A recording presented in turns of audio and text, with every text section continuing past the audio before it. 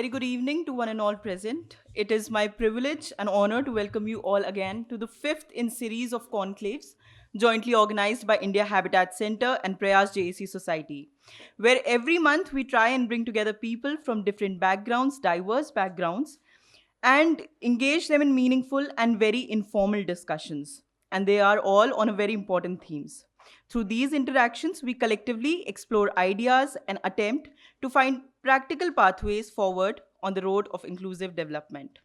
The theme for today's discussion stands as Beggars Can Be Choosers, Role of Civil Society Organizations and Other Stakeholders. Before we proceed further, I would like to extend my very warm welcome to all of you present here. In many ways, all those who have joined us today here are directly or indirectly connected to the issue through your work, your experiences, or your commitment to building a more equitable society. Your presence here reflects a shared concern and a collective responsibility. It also highlights the importance of collaborations across centers, sectors, because challenges like beggary cannot be addressed in isolation. They require empathy, understanding, and sustained engagement from all other stakeholders. I hope today's discussion becomes a platform not only for exchanging ideas, but also for inspiring action and partnership that can create real impact on the ground. Before we proceed further, I would like to acknowledge the presence of our founder, Mr. Amod K. Kant, Justice Shivkirti Singh, a distinguished former judge of the Supreme Court of India, where he contributed to several important judgments across a range of legal areas. Mr. Manoj Yadav, a senior officer currently serving as the director of Haryana Institute of Public Administration. Mr. Ajay Chaudhary, IPS, currently serving as Special CP Vigilance and SPUVAC. Shri Venkateshan, National Coordinator, Beggary Rehabilitation, SMILE. Dr. Nimesh Desai, former Director of IBHAS. Mr. Kumar Digvijay, Chief Labour Commissioner from Resident Commissioner's Office of Bihar. Ms. Renulata, ACP SPUVAC, Ms. Lakshmi Dubey, ACP SPUVAC, Mr. Uday Shankar, CEO Vishwa Yuva Kendra, Mr. Raghavendra Singh and Ms. Stuti Joshi, consultants from NHRC working on the area of beggary. Amlesh Sir, a very senior journalist and dear friend of Prayas. Ms. Poonam Arora, coordinator of India Police Foundation. Professor Atul Pratap Singh from Ambedkar Universities. Members and chairpersons from different CWCs across Delhi.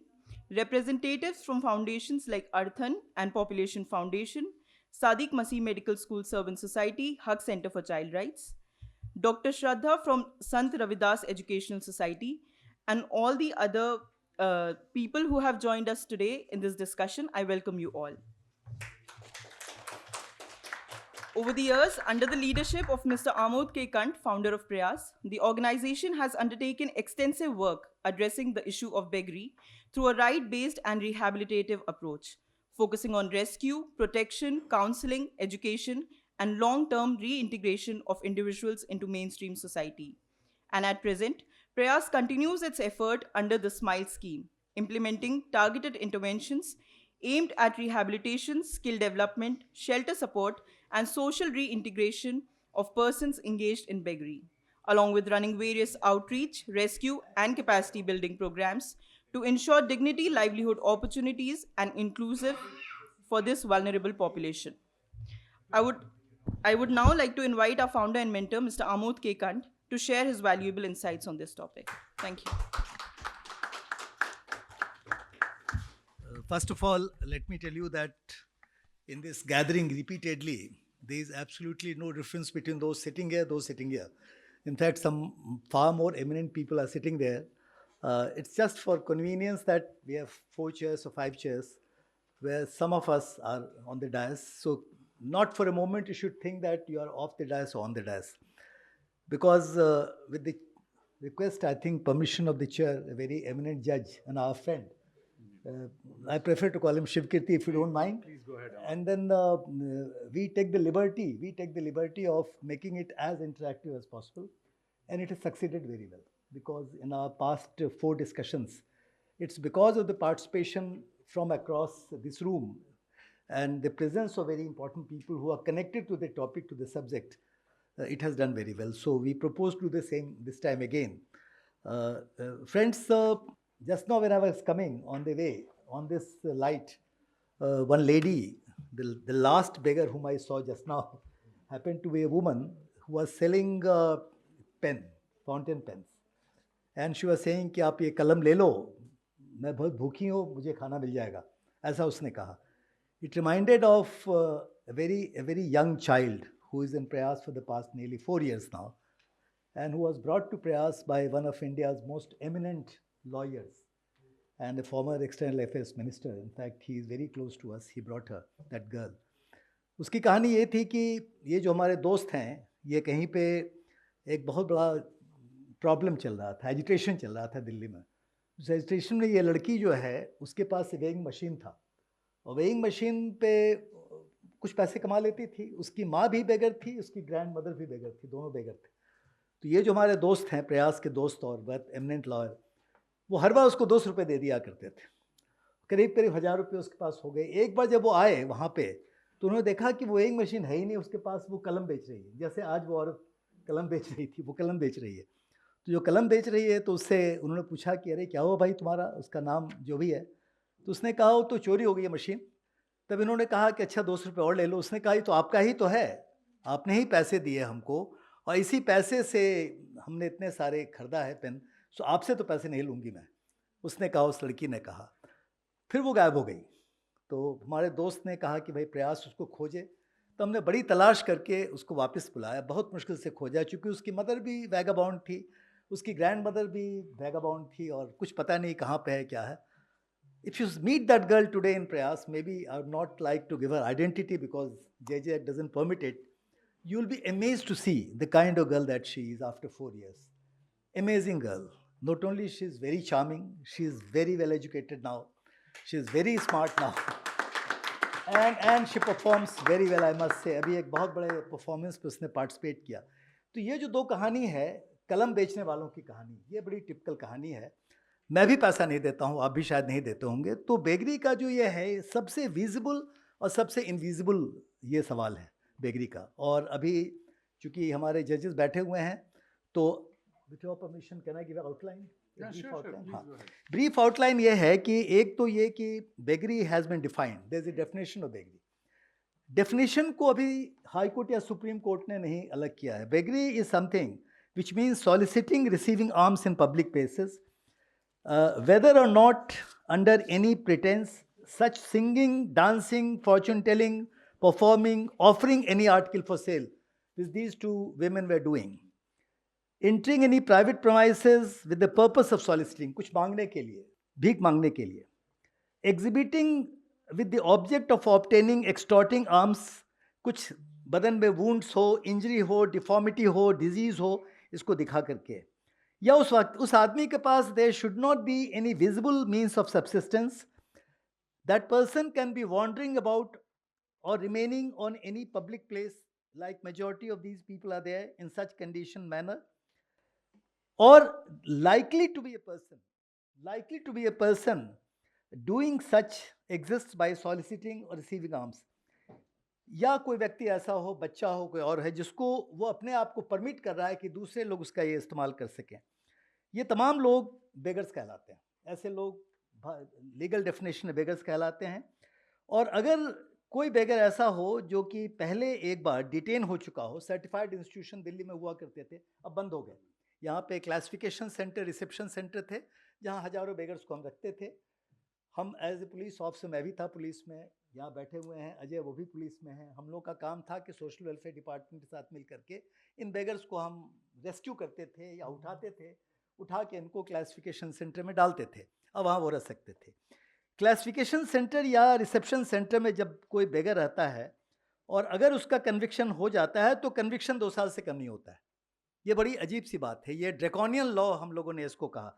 Conviction 2 साल से कम नहीं होता है, और 3 साल तक हो सकता है. और अगर कोई बेगर ऐसा है जो डिटेन पहले हो चुका है और सर्टिफाइड इंस्टीट्यूशन में रह चुका है, ऐसे व्यक्ति को 10 साल तक, ये अजीब सी बात है, 10 साल तक उसको आप डाल सकते हैं सर्टिफाइड इंस्टीट्यूशन में.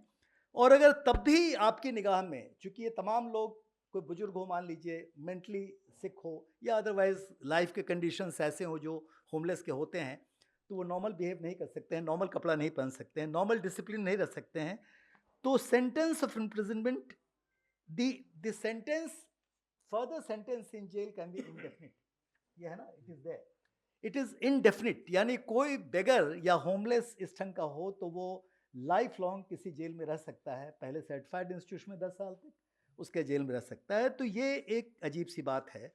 और इसके अलावा आपको ये है कि कोई ब्लाइंड हो, क्रिपल्ड हो, अदरवाइज इनक्योरेबल डिजीज में हो, तो उसको ही can be detained indefinitely in certified institution. ये भी एक प्रोविजन है. तो ये तमाम बातों को देखते हुए हर्ष मंडेर, हमारे मित्र हर्ष मंडेर ने एक फाइल किया, एक certified institution. The certified institutions are Delhi में उनको क्लासिफाइड एंड क्लासिफाइड होम्स कहते हैं. यहाँ बहुत सारे हुआ करते थे और स्टेट्स में भी है सर्टिफाइड. बंद हो गए sir.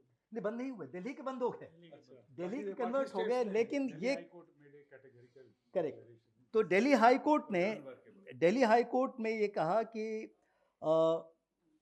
the state simply cannot fail to do its duty to provide decent life to its citizens and add insult to injury by arresting, detaining, and if necessary, imprisoning such people who beg in search for essential, so bare survival, which is even below sustenance. A person who is compelled to beg cannot be faulted for such actions in these circumstances. Any legislation penalizing the people, therefore, is in the teeth of Article 21 of Constitution of India, right to life and dignity. That's there. तो इन लोगों ने इसको, the provisions containing directly dealing with begging, treating begging as an offense, or provisions which they were declared unconstitutional.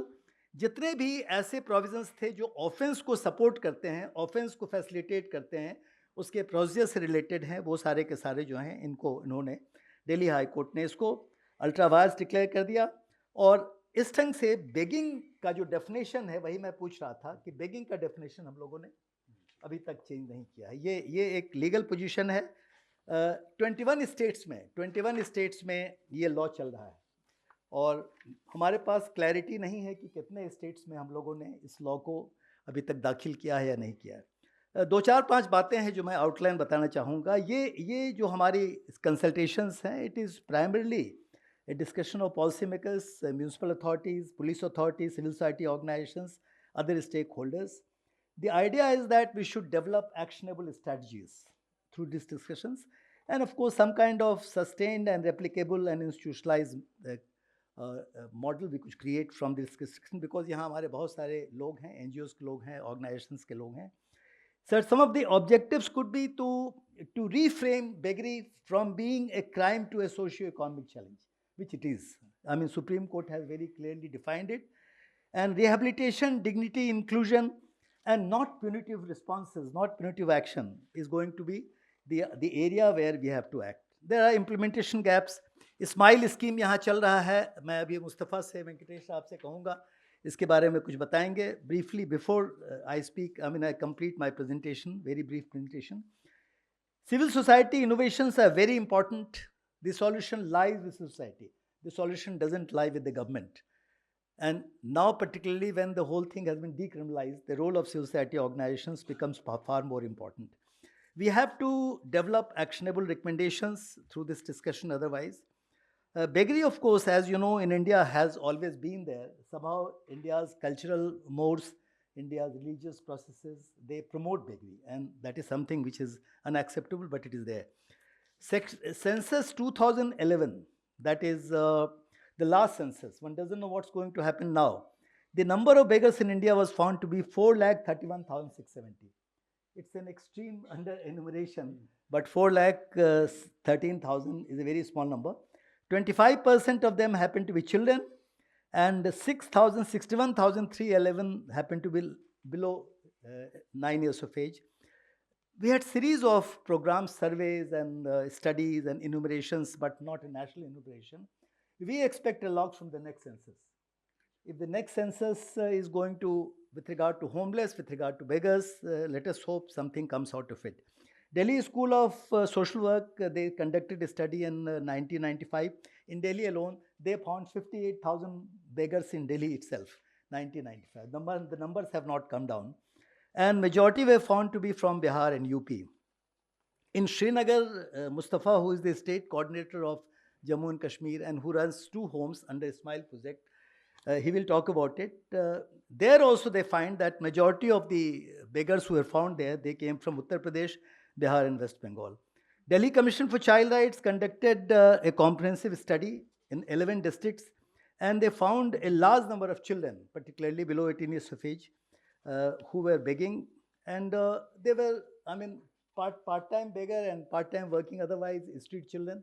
It's a kind of mixed group which is covered under Juvenile Justice Act, and they are called children in need of care and protection. Then further, some advisory committee, Delhi, lot of studies have been carried out, like KK Bhasin committee. They conducted a study. The Lieutenant Governor of Delhi in 2008 took very keen interest, I recall. They found that the laws are draconian and poverty is criminalized, and that has been taken care of. Custodial institutions are plagued by neglect. Judicial recognition of dignity and rights is something that has to be followed up. Policy shifts have to be towards rehabilitation. These are some of the ideas. Underlying factors, very quickly I would like to enumerate, which have been discussed by the Honorable Supreme Court and High Court in Harsh Mandir case. Homelessness and destitution go hand in hand with begging. And since we have been discussing on homelessness also, it's very difficult to, in fact, probably we had about 10,000 homeless who were looked after by Prayas in last 20 years. And I am sure that at least 30% homeless happen to be beggars. Out of nearly 2,98,000 children who have gone through Prayas, I safely would like to accept that nearly 10% of 2,98,000 children were beggars. So the numbers are very high. I mean, so homelessness, destitution, beggary, they go together. Structural poverty and inequality is very important factor. Unemployment and informal labor gaps are very important. Disability is a very important factor. Even now when I met this woman, the begging woman on the Lodi Road, I found a disabled also standing next to her. Urban displacement and migration is a very big issue. Policy changes are an important factor which need to be promoted. Smile, for example, Mr. Venkatesh is sitting here. Then among impacts, social impact, economic impact, human dignity is lost, and which is urban governance, policy imperative. These are some of the points which you will find in our document also, and they are very important. Judicial mandates, I refer to Delhi High Court and Supreme Court judgment, on which I will be requesting Justice Shivkirti to throw some more light on it. Smile project, I think I would like Mr. Venkatesh to talk about it. And are you there, Mustafa? Mustafa can talk about it. Then, of course, I believe that there are second phase of Smile is also being taken up, in which large number of organizations. A word about Prayas, that Prayas as an organization has worked in this area for a long time. I can recall past 38 years, we have been running any number of projects. A project called Bhor, which just now Shivkirti ji referred to. Bhor is Bhikshuk Orientation and Rehabilitation Project 2021 Rajasthan. It was a highly focused project in which only beggars, hardcore beggars were covered. That's a fact. The Delhi Urban Shelter Improvement Board, DUSIB, they carried out, they have been running programs, special programs for those who are beggars and homeless, for them skill development programs, they have been carried out. Smile is very important that we need to discuss today, and we can discuss as pilot the project in Srinagar and Riyasi. And of course, some of the other points like recommendations and way forward, I would like to do it later, but just for an idea, we have to scale up skilling and empowerment programs, number one. We have to integrate something like Bhor and Smile project in far bigger numbers, because numbers are very small. We have to strengthen convergence of various organizations and schemes in this project. There is a need for independent monitoring. I would like to call it social audit, which is very important in this area. Inclusion of rural, semi-urban and big metropolitan cities in this program is very important. So far, we have covered only the bigger towns into it. Policy sensitization in accordance with the Supreme Court and High Court judgment is very important. Before we proceed further, with your permission, can I ask Mustafa to make a little presentation? Very, very briefly, Mustafa. Venkatesan साहब, उसके बाद आप comment कर दीजिएगा. हाँ, briefly. Dice पे बैठे हुए इज़्ज़त आप लोग, डिस्टिंग्विश ऑडियंस, वेंकटेशन सर और मेरे साथी कोलीग्स, जम्मू कश्मीर टीम की तरफ से आपको आदाब, नमस्कार, प्यार भरा सलाम. क्योंकि जहाँ तक स्माइल की बात है, श्रीनगर में स्माइल का प्रोजेक्ट 2024 से चल रहा है और प्रयास श्रीनगर एक ऐसा डिस्ट्रिक्ट है जम्मू कश्मीर में पहला डिस्ट्रिक्ट है जहाँ पे स्माइल स्कीम इम्प्लीमेंटेड हो गई, जिसमें हमने पहले 2024-25 में 1004 लोगों को आइडेंटिफाई किया और 2025 में और 400 लोगों को आइडेंटिफाई किया। तो टोटल मिलाकर ये 1400 लोग हो गए जिनको हमने आइडेंटिफाई किया, जिनमें से तकरीबन 40-50% माइग्रेटेड थे, आउटसाइडर्स थे, और जो 50% थे वो लोकल्स थे। जिसमें अभी पहले मैं अचीवमेंट्स के बारे में बताऊंगा, फिर उसके बाद में प्रॉब्लम्स के बारे में बताऊंगा। जहां तक स्माइल स्कीम की बात है, श्रीनगर में ये पहला डिस्ट्रिक्ट है जहां पे लॉन्च हो गया, जिसमें से हमने 404 लोगों को पहले साल में रिहेबिलिटेट किया और उन 404 में से 64 को हमने स्टेट रीइंटीग्रेशन किया, 25 को इंस्टीट्यूशनल केयर में दे दिया, 57 को वोकेशनल ट्रेनिंग दे दिया, 90s को ओल्ड एज पेंशन में दे दिया और 60s को डिसेबिलिटी पेंशन कराया, 2 लोगों को स्कूटी दिला दी, 67 आयुष्मान कार्ड दिला दिए, 3 बैंक खाते खोल दिए, 1 राशन कार्ड दिला दिया, 29 पैन कार्ड दिला दिए और 2 FIR रजिस्टर भी किए। और जहाँ तक रियासी की बात है, रियासी में हमने ये प्रोजेक्ट कटरा माता वैष्णो देवी के रियासी डिस्ट्रिक्ट में ही वैष्णो देवी है। हाँ, तो अभी मैं वहाँ गया था कटरा वगैरह, तो वहाँ तो हजारों बेगर्स। तो उसमें हमने कैटेगरी 350 लोगों को आइडेंटिफाई किया, जिसमें ज़्यादा संख्या बच्चों की थी, जिसमें से हमने 120 लोगों को रिहेबिलिटेट किया। तो हमारा ये पहले साल का टारगेट रहा, जिसमें से government of Jammu and Kashmir ने एक कमेटी बिठा दी, जो हमने रिहेबिलिटेट पर्सनस किए पहले साल 404 और उसमें फिर 30 और भी बढ़ गई, 434 पे वो पहुंच गए। तो उन्हें एक कमेटी बिठा दी, हम देखेंगे ये रिहेबिलिटेट हुए कि ऐसे आंकड़े लगाए हैं। 3 महीने के बाद एक कमेटी ने अपना रिपोर्ट सबमिट किया डिस्ट्रिक्ट मजिस्ट्रेट श्रीनगर को, जिसमें उन्होंने सर्टिफिकेट एक हमें दे दिया, जिसमें 4 आउट ऑफ 434 में से 433 परमानेंट रिहेबिलिटेट हो गए थे। ओनली 1% जो अभी भी बेगरी में इन्वॉल्वड है, लेकिन श्रीनगर में नहीं है, श्रीनगर से कहीं और डिस्ट्रिक्ट में बेगरी में इन्वॉल्वड है। रियासी का प्रॉब्लम बताना आपको, लीगल जी सर, प्रॉब्लम आप फेस जी सर, जी सर। डीएम का कैसा है?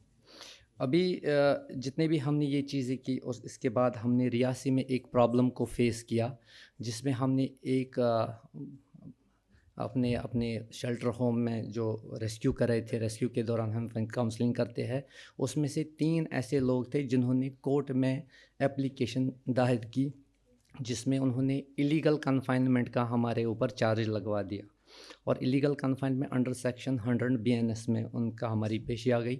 ये 11 फरवरी की बात है और 12 फरवरी को हमें 10 बजे प्रोड्यूस होना था। तो कोर्ट में हम प्रोड्यूस हो गए, तो ऑनरेबल कोर्ट ने डायरेक्शंस दे दी, जितने भी लोगों को आपने इलीगली कन्फाइन किया है तो उनको पहले रिलीज़ कर दीजिए, जिसमें कुछ बच्चे भी थे। लेकिन हमने बाज़ाब्ता CWC से ऑर्डर भी लिया था और हमने उनको मिनिस्ट्री के गाइडलाइंस भी दिखा दी, MOU भी दिखा दिए, लेकिन कोर्ट की डायरेक्शंस थी इनको रिलीज़ कर ली, तो हमने कर दिया। अब जो आज का टॉपिक है, बेगर्स कैन बी चूज़र्स, और मुझे लगता है जहाँ तक मेरी सोच है और फील्ड में हमारा जो काम रहा पिछले 2 सालों से, हमने यही देखा कि ये कुछ लोग बाई चॉइस है, ज़्यादातर आंकड़े बाई चॉइस ही है, और 5% के लोग बाई चांस है। और बाई चॉइस में से हम ये भी बता सकते हैं, आप लोगों को हैरानगी हुई हो ये सुनकर कि उसमें से बहुत ज़्यादा लोग गवर्नमेंट एम्प्लॉयज़ भी इन्वॉल्व थे बेगरी में, जिसमें पुलिस के लोग थे, एजुकेशन डिपार्टमेंट के थे, म्यूनिसिपलिटी के थे, और जो एक्टिव थे कुछ रिटायर्ड थे। और जो एक्टिव थे उनको भी हमने रिहेबिलिटेट किया, उनको फिर से नौकरी पे लगवा दिया। डिस्ट्रिक्ट मजिस्ट्रेट के थ्रू हमने उनको नोटिस भी जारी कर दिया, अगर आप फिर से बेगरी में आ गए तो आपको सस्पेंशन या टर्मिनेशन दिया जाएगा। तो हमने केस टू केस स्टडी और जियोग्राफिकल एरिया के हिसाब से डिस्ट्रिक्ट टू डिस्ट्रिक्ट बहुत ज़्यादा वैरी भी करते हैं। हमने इन बहुत सारी चीज़ों को केस स्टडी के तौर पे लिया और इसमें स्टडी किया कि ये क्या वजह है। तो ऐसे सारे लोग हमने देखे जो बोल रहे हैं कि इसमें इन्वेस्टमेंट ज़ीरो है, प्रॉफिट 100% है। और ये चीज़ें वहाँ पे ज़्यादा चलती है, या तो जहाँ पे टूरिज़्म ज़्यादा हो, यहाँ पे रिलीजियस प्लेसेस ज़्यादा हो। जहाँ तक श्रीनगर की बात है, वो मुस्लिम पॉपुलेटेड एरिया है और जिनकी रोज़ की आमदनी 1000 से लेकर 1500 तक रहती है पर बैगर। और जो हमारा रमज़ान का महीना हमारा सीज़न में आता है 1 महीना, और यही उनकी इनकम चली जाती है 5,000 से लेकर 9,000 तक पर डे, क्योंकि अकॉर्डिंग टू मुस्लिम लॉ हमें ज़कात देना पड़ता है 2.5% ऑफ द टोटल वेल्थ, और ये हर साल देना पड़ता है हमें, या सदका देते हैं तो ये हमें देना ही देना है। जब तक हम सप्लाई चेन को नहीं रोके तो डिमांड तो बढ़ती ही जाती है, डिमांड तो हमेशा रहेगी लेकिन सप्लाई उससे भी ज़्यादा है। और इसमें इलीगल कन्फाइनमेंट के नोट्स अपने डिस्ट्रिक्ट मजिस्ट्रेट से भी बात की, हमने उनको बता दिया, कोर्ट की डायरेक्शन से हमने रिलीज़ करना पड़ा। अब डिस्ट्रिक्ट मजिस्ट्रेट ने बता दिया कि हम इसमें बाज़ाब्ता कोर्ट के साथ बैठ के बात करेंगे, लेकिन कोर्ट का बोलना था 3 चीज़ों पे कोर्ट ने ज़बरदस्ती ज़ोर दे दिया बहुत ज़्यादा। पहला, अगर आप बच्चों को रख रहे हो CWC का रजिस्ट्रेशन होना मैंडेटरी है, जो कि हमारे पास था और हमने अप्लाई भी किया है। दूसरा, अगर आप एडल्ट्स को रखते हो होम में तो आपको एक ऑर्डर होना चाहिए डिस्ट्रिक्ट मजिस्ट्रेट का कि आप इनको मिनिमम पीरियड और मैक्सिमम पीरियड तक कब तक रख सकते हैं। तीसरा, आपको मेल और फीमेल शेल्टर होम सेपरेट करने पड़ेंगे। 2 तो हम कर रहे हैं, मेल फीमेल तो अलग ही है जो मिनिस्ट्री ने गाइडलाइंस में दे दिया है, और एक डिस्ट्रिक्ट में हम 4 होम्स सेटअप कर सकते हैं, but it depends upon case to case vary करता है। तो जहाँ तक बच्चों की बात है CWC का रजिस्ट्रेशन भी है, और लेकिन एक चीज़ हमारी समझ में ये नहीं आई और ना ही वो डिस्ट्रिक्ट मजिस्ट्रेट को समझ में आई कि बड़ों को वहाँ पे रखने के लिए कौन सा रजिस्ट्रेशन हम दे दें, क्योंकि ना तो उसके लिए कोई डिपार्टमेंट है ना तो कोई लीगल चीज़ है। अब डिस्ट्रिक्ट मजिस्ट्रेट ने बता दिया हम एक ऑर्डर जारी कर देंगे तो आप उनको रख सकते हो। दूसरा जो हमने देखा, यहाँ पे एक ही बच्चा जो हमने उठाया उसके 3-4 लोग वारिस आ गए, गार्डियंस आ गए।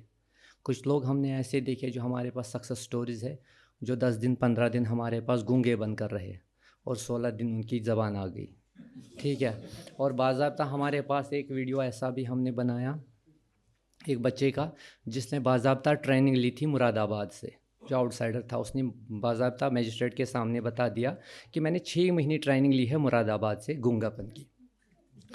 हाँ, और ये भी ट्रेनिंग ली है कि आप किस रीजन में जाते हो, किस जगह पे जाते हो और आपको कौन सा बेस बदलना है। अगर आप श्रीनगर जाते हो आपको कुर्ता शलवार पहनना है, टोपी लगानी है। अगर आप माता वैष्णो देवी जाते हो तो आपको और कोई चीज़ लगानी है। तो इनका रिलीजन भी चेंज करवाते हैं, ये कन्वर्जन्स भी करते हैं डे के हिसाब से, मंथ के हिसाब से, जगह के हिसाब से। ये एक चैलेंज हमारे पास आ गया। दूसरा चैलेंज हमारे पास ये आ गया कि ये लोकेशन सुबह एक जगह, दोपहर को दूसरी जगह और शाम को तीसरी जगह, तो इनका बाज़ाब्ता नेटवर्क बैठता है। एक हमारा केस वहाँ पे रहा श्रीनगर में जिसका हमने FIR लगवा दिया। नानक राम एक डिसेबल्ड पर्सन हुआ करता था जो कश्मीर में पिछले 9-10 सालों से आ रहा था, और 10 सालों के बाद उन्होंने क्या किया काम, उनने बाहर से लोगों को लाना स्टार्ट किया श्रीनगर। उनको बता दिया स्पॉट्स आपको कहाँ पे बैठना है, कहाँ पे करना है, और 50% कमीशन लेता था उससे। तो वो नेटवर्क हमने ब्रेक किया, उसका बाज़ाब्ता FIR है, जो FIR अभी उसका ट्रायल चल रहा है। ऐसा ही एक माता वैष्णो देवी में एक वीडियो वायरल हुआ था in the month of January. एक छोटे बच्चे ने, किसी टूरिस्ट गया था वहाँ पे दर्शन के लिए, तो उन्होंने वीडियो उठाया था, एक बच्चा वहाँ पे भीख मांग रहा था। भीख मांगने में लेकिन बच्चे ने बताया मुझे कोई ज़बरदस्ती मंगवा रहा है ये भीख। तो ये वायरल होकर हमारे पास इंफॉर्मेशन आ गई, हमने पुलिस के साथ CWC के साथ उसको रेस्क्यू किया। उसका बाज़ाब्ता 1.5 महीना हमारे सेंटर में रिहेबिलिटेशन हो गया, वह आज स्कूल में जा रहा है। लेकिन इसके साथ साथ हमने वहाँ पे एक ऑर्गेनाइज्ड बेगिंग नेटवर्क भी ब्रेक किया, तो जिसमें 2 माँ बेटियाँ इन्वॉल्व थी, जो अपने पड़ोस के, आसपास के बच्चे, रिश्तेदारों के बच्चे, लोकेलिटी के बच्चे रेंट पे लिया करते थे। दिन में उनको 200 देते थे पर हेड, 300 देते थे। तो उनका ये ऑर्गेनाइज्ड बैगिंग का नेटवर्क हमने ब्रेक किया कटरा में सर, कटरा में। तो उनका हमने FIR भी लगवा दिया, उनकी ट्रायल चल रही है under juvenile justice act, under section 76। तो ये FIR उनका हाल ही में उनका ट्रायल भी चल रहा है। लेकिन अब परेशानियां हमें यही आती है कि अब हर एक ये एक्टिव हो गया। जैसे एक ने एप्लीकेशन कोर्ट में दायर की तो अब सभी लोग, जैसे हम रेस्क्यू करते हैं, सभी चले जाते हैं कोर्ट एप्लीकेशन करने के लिए, और हमारे पास कोई दूसरा रास्ता ही नहीं होता है उनको रिलीज़ करने के लिए। दूसरा ये है कि सर जो हमारी गाइडलाइंस में लिखा है या कोर्ट ने भी डायरेक्शन दे दी कि आप ऐसे रेस्क्यू ना कर ले, आप ऑन स्पॉट काउंसलिंग कर ले। तो ऑन स्पॉट काउंसलिंग मुमकिन ही नहीं है। एक बेकारी जो भीख मांग रहा है किसी जगह और रास्ते पे चौराहे पे, वो बात करने के लिए भी तैयार ही नहीं होता है, काउंसलिंग की बात ही नहीं है। अगर हम उस हिसाब चले तो भिक्षा मुक्त भारत कभी होगा ही नहीं। और दूसरी बात, इसमें और एक बात है जो फाइनेंशियल कंपोनेंट्स है। पहले इसका जो जब इम्प्लीमेंट ये होगी विद इफेक्ट फ्रॉम February 22, तब इसका बजट था पर shelter home 65 lakhs including non recurring and recurring. लेकिन उसका रिवीजन हुआ 2023 अक्टूबर में, तो इसका रिवीजन घटाकर 30 लाख कर दिया। और हाँ, कम कर दिया, 30 लाख कर दिया। और 30 लाख में मेन कंपोनेंट हटा दिया, कुक ही हटा दिया। जब ये हमारे पास गाइडलाइंस, हमने बोला कुक बनाएगा कौन, हम लेकर शेल्टर होम चलाएंगे, लेकिन कुक का होना ज़रूरी है। तो इसका दूसरा रिवीजन आ गया शायद जून 2025 में। कुक तो रख लिए, सिक्योरिटी गार्ड भी रख लिया, और नॉन रेकरिंग रखा ही नहीं। और कुक की सैलरी सर एकदम बिल्कुल 8,000 रुपये 24/7। लेकिन मैं बड़े फ़ख्र से कहना चाहूँगा कि अगर हमारे सेंट्रल ऑफिस एग्जीक्यूटिव डायरेक्टर हमारी इंदु रानी सिंह और हमारे फाउंडर का साथ नहीं होता, शायद ये हमारे लिए नामुमकिन सी बात है। 30 लाख में नहीं होता, हमने शायद 70-80 लाख भी पार किया होगा। तभी हम 400 लोगों को ट्रेनिंग दे पाए, तभी हम इतने सारे, और जिस 5 लोग जो एम्प्लॉयमेंट मिनिस्ट्री ने रखे हैं, हमें वहाँ पे एक एक होम में 15-15, बाकी जो 9 लोगों का बेयर करता है वो प्रयास खुद से करता है। On top of that ministry ने इसको सिकिल के लिए पर हेड 400 रुपया रखा है, यानी कि 80,000 साल का सिकिल का। मुझे बताइए सर, हम सिकिल में 80,000 में मशीन्स लाए, हम ट्रेनर लाए, हम क्या कर लिए? और आप जैसे हम यहाँ पे बेगर्स को अपने शेल्टर होम्स में लाते हैं, तो डिफरेंट लोगों का डिफरेंट एस्पेक्ट होता है। कोई कटिंग टेलरिंग में जाना चाहती है, कोई इलेक्ट्रिक में जाना चाहता है, कोई, जबकि हम एलईडी बल्ब का कर लेते हैं। लेकिन it depends upon the person to person कि उसका इंटरेस्ट किस में है। तो 80,000 इसके साल के लिए कुछ नहीं है। Thank you very much. Good evening, everybody. Now I have been entrusted with a task with which I am not very familiar, but I'll try to discharge it. Amod ji has given me the task of now requesting some of the people who represent various institutions to We want to hear from share, you also. to share, and I'll also speak. So, to have a view of the national scenario, I'll request Mr. Venkatesan to share his views. Thank you, sir. Good evening to everyone. First of all, I would like to mention that I have been knowing Sir Amod sir for last 10 years from Nidhi Aayog. He's also part of the CSO standing committee. And when they got invitation, because there is a procedure to get approval, but I came here as a personal capacity because with respect to Amod sir. But as a national coordinator, I got the opportunity and fortunate enough to be start with this program, the scheme, Smile scheme, since its inception. We able to formulate the scheme, and in fact, some several consultation, sir also helped us to formulate the scheme. Actually, there is some concern that it should not be kind of encouraging, so that we try to maximize the convergence of existing schemes of the state government or central government, so that the budget we reduce to some extent, not to be encourage people to involve in the begging. It mostly convergence with the existing scheme, so we brought out, come down to the 30 lakhs from 60. However, there was a view that it's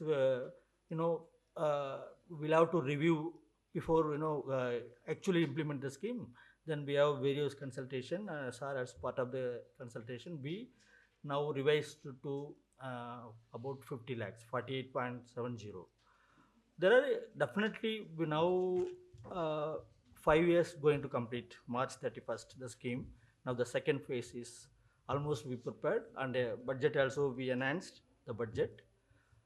However, there are many challenges because the issue is very complex, socio-political and other law and order, other issues. So we decided to implement the scheme through state governments, district authorities, municipal corporations.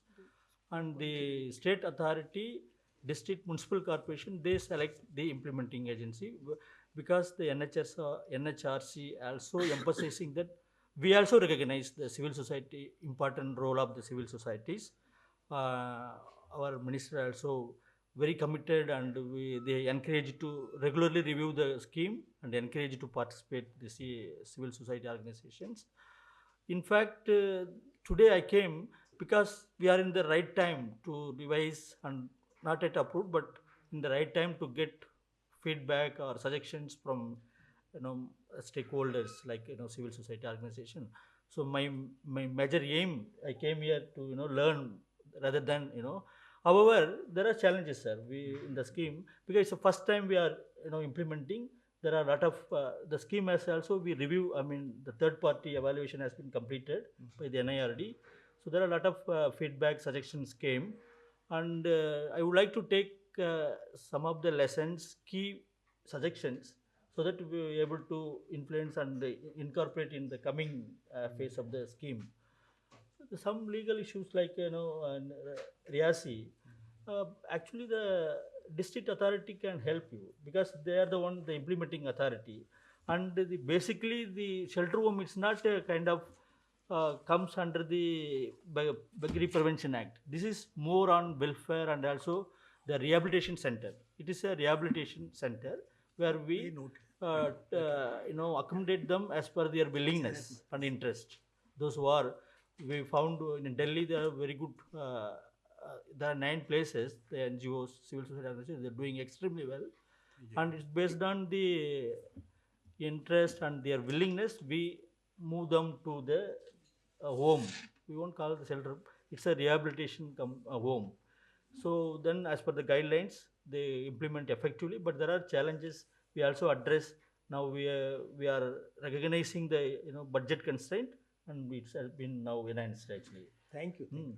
I look forward, sir, for some of the important suggestions so that we can take it forward. We'll be grateful if you note Yes, sir, what sir. are the Sure. matters which concern you. Yes, sir. Thank you. Thank you, sir. So next, my request is for Mr. Nimesh Desai to share his views on some challenges to attract, application of mind from all concerned. Find solutions. Good evening.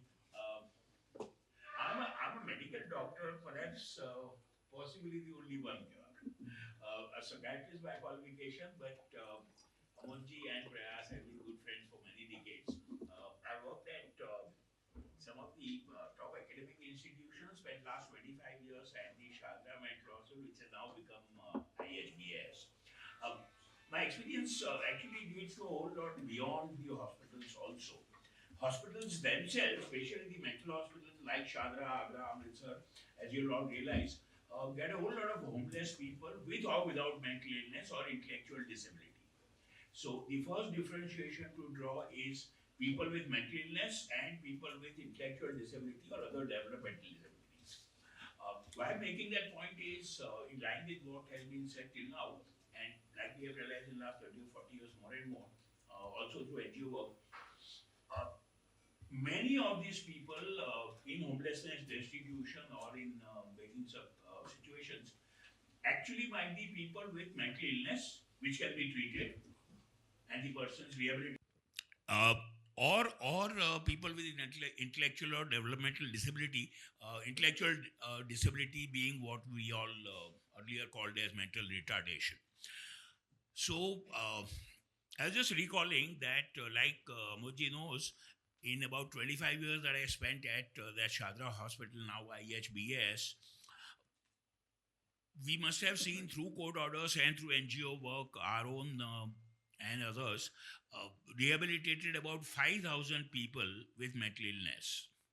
People who were homeless, who were in destitution, who were possibly part of the begging ring, and they get through the magistracy or through our NGO work, get admitted, get treated, and get rehabilitated. Just to complete the picture for Delhi, most of you will remember there is a place for persons with intellectual disability in Avantika in Rohini. So the first thing that a judicial officer and the police need to do and the NGOs need to do is screen for possibility of mental illness or intellectual disability.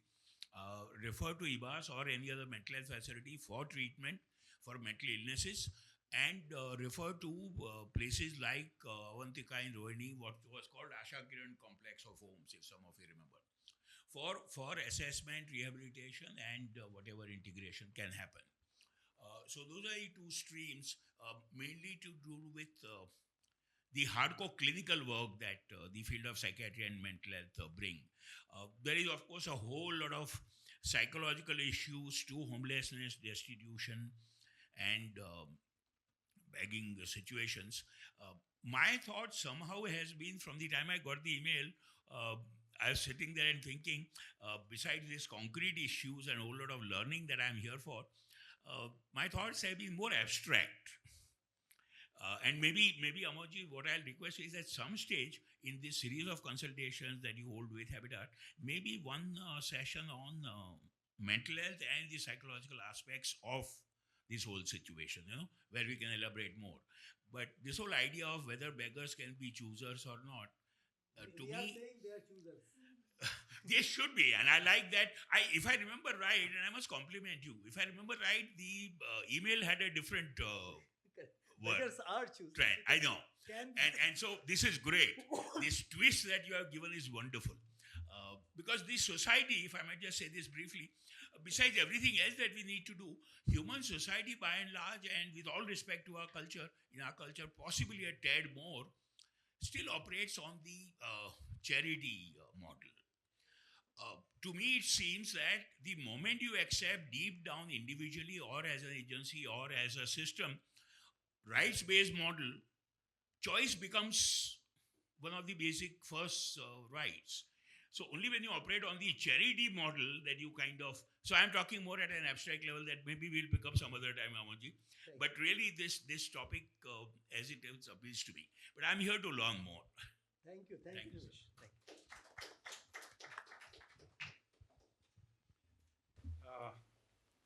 Next, I'd like to request somebody from Bihar team, Mr. Kumar Digvijay, Chief Labour Commissioner.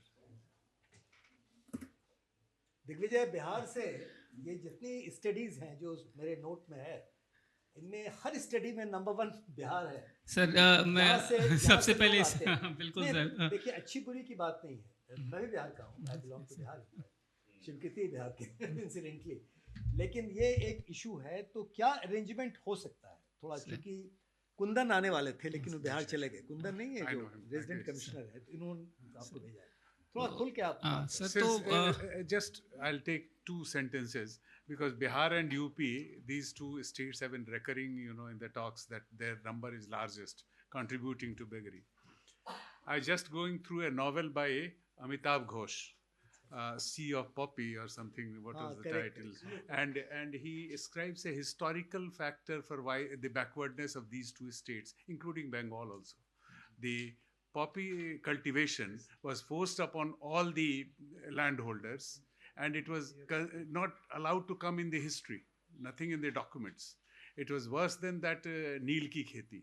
It had all the military police sanctions, operations, and it led to misery that even at the time of famine, they were not allowed to change the crops. So maximum poverty and poorness was suffered by these 2 states because of the opium policy, which led to opium wars also. But the British has kept it under wraps very strictly. The 2 largest opium factories in the world at that time, presently also, one is in Ghazipur, Uttar Pradesh, the other is in Patna town itself, located in Patna town. So one of the historical reasons how the peasants become poorer and poorer and poorer, and they had to migrate also to Mauritius and so many other Indies. So that is the historical reason why I can still see people coming out and begging. That's my thinking loud. I'm not quoting any historical.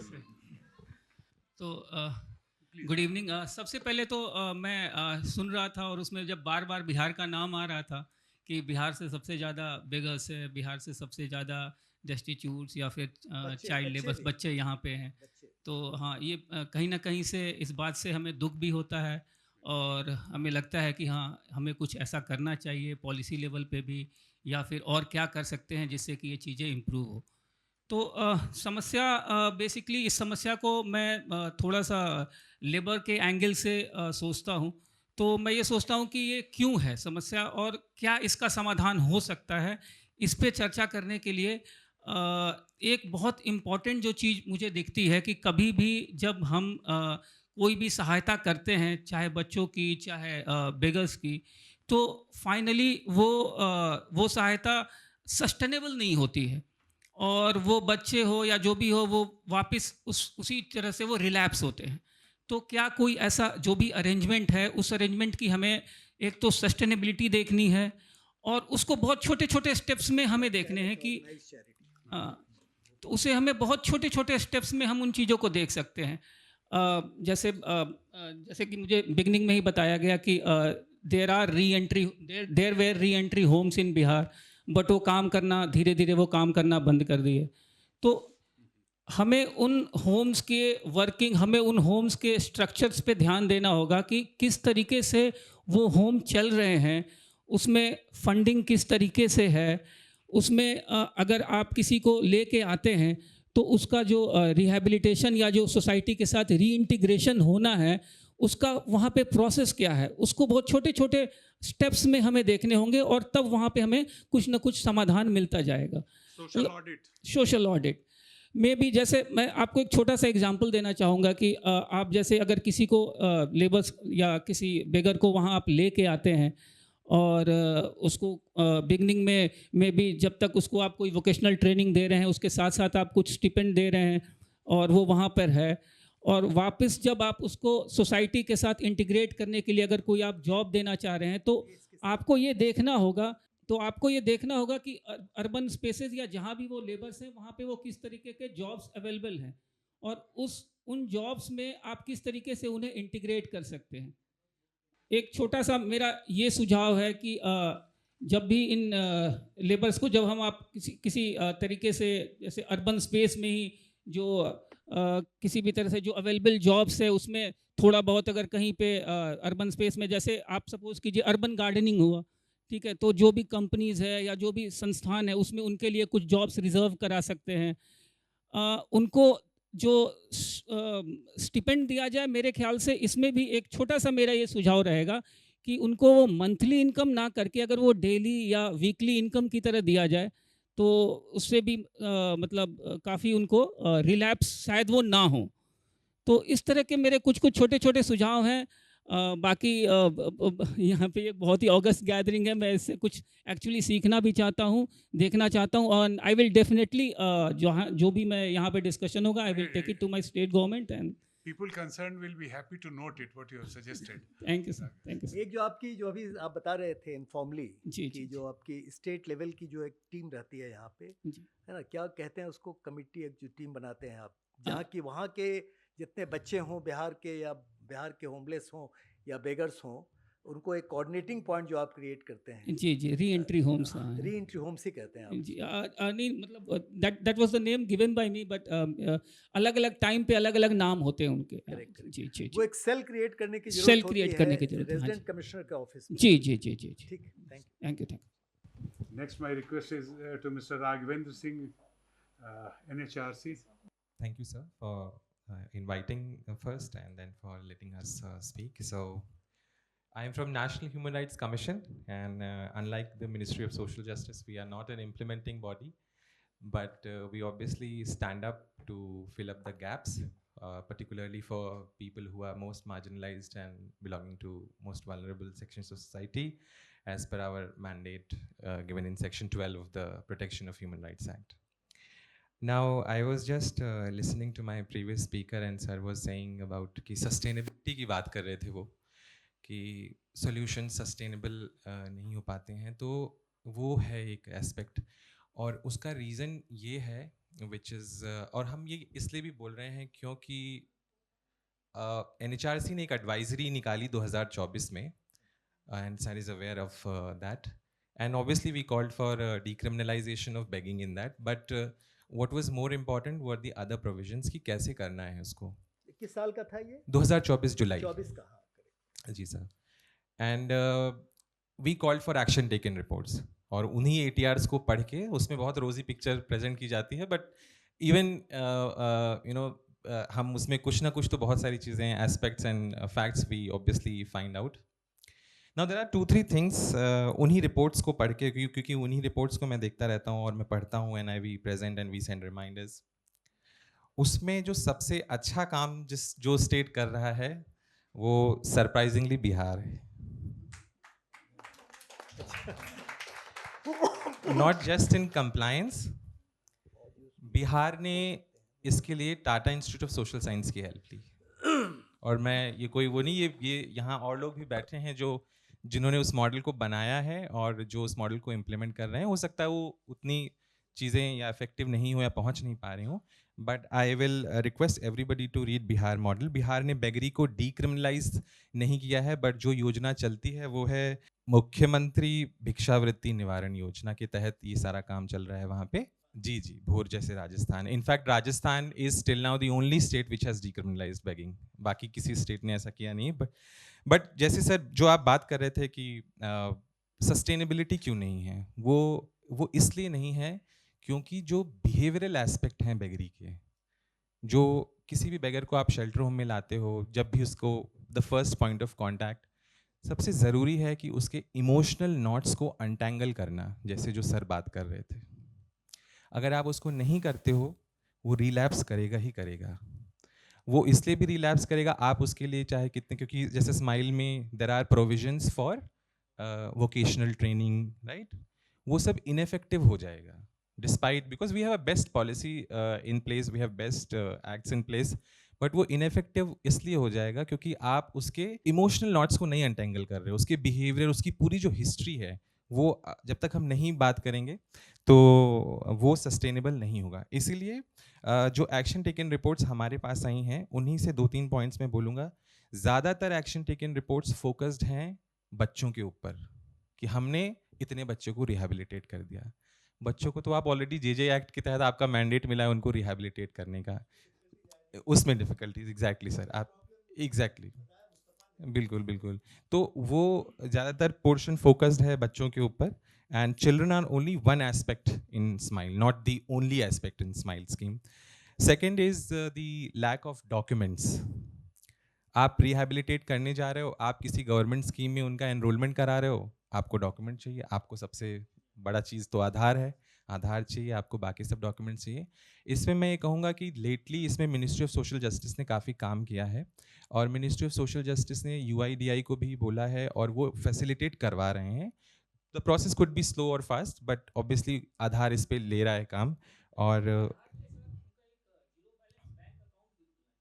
जी जी, तो और इसमें sir Bihar का ही एक example है. बिहार ने जब तक उनको आधार इशू हो तब तक उन्होंने अपने स्तर पर एक उनको ID कार्ड इशू किया हुआ है लोकल लेवल पे. That's also a better practice that we have in Bihar. So एक वो चीज़ है. तो क्योंकि जैसे हम NHRC में भी बोलते हैं कि अगर एक बार उनके पास ये डॉक्यूमेंट्स आ जाएं तो बहुत सारी लाइवलीहुड स्माइल की ही एक एनेक्चर है जिसमें हमने पढ़ा कि 10 से 14 स्कीम्स हैं जिसमें these persons engaged in begging are otherwise eligible if they have these documents. So उसमें इनका मतलब एनरोलमेंट किया जा सकता है, which obviously have scheme on water, ये जल जीवन मिशन या हाउसिंग हो गया, उज्ज्वला हो गया, कुछ बहुत सारी ऐसी चीज़ें हैं. दूसरा है कि जो सबसे तीसरी जो जॉब मार्केट वाली हम बात करें, वोकेशनल ट्रेनिंग, उस पे हमें फोकस ये करना है कि वो लॉन्ग टर्म में तभी सस्टेनेबल होगा जब जो स्किल्स उनको दी जा रही हैं, जो वोकेशनल ट्रेनिंग दी जा रही हैं, वो जो मार्केट डिमांड कर रहा है उनको. अब आप जैसे हम कहते हैं कि किसी से हमने कैंडल मेकिंग करवा ली, कैंडल मेकिंग का पूरे साल में, पूरे कैलेंडर में कब क्या स्कोप है? एक दिवाली में है. या तो अगर आप कैंडल मेकिंग कर भी रहे हो तो अब तो because there are competitors as well, तो एक लाल पीली मोमबत्ती खरीदने के बजाय आजकल हम अपने घरों में मोटी वाली मोमबत्ती ग्लास के अंदर उसको रखते हैं ना, तो वो स्किल फिर आनी चाहिए which is linked to the market. The skills and vocational training have to be linked to the market. इसमें आज का ही मैंने जस्ट आने से पहले मैंने चेक किया कि today our honorable minister for social justice had met with Chandra Mishra ji. I was stating looking his social media accounts where he has submitted a memorandum, that's called beggars employment exchange. No, Minister, Honorable Minister Virendra ji. So what is that beggars employment exchange?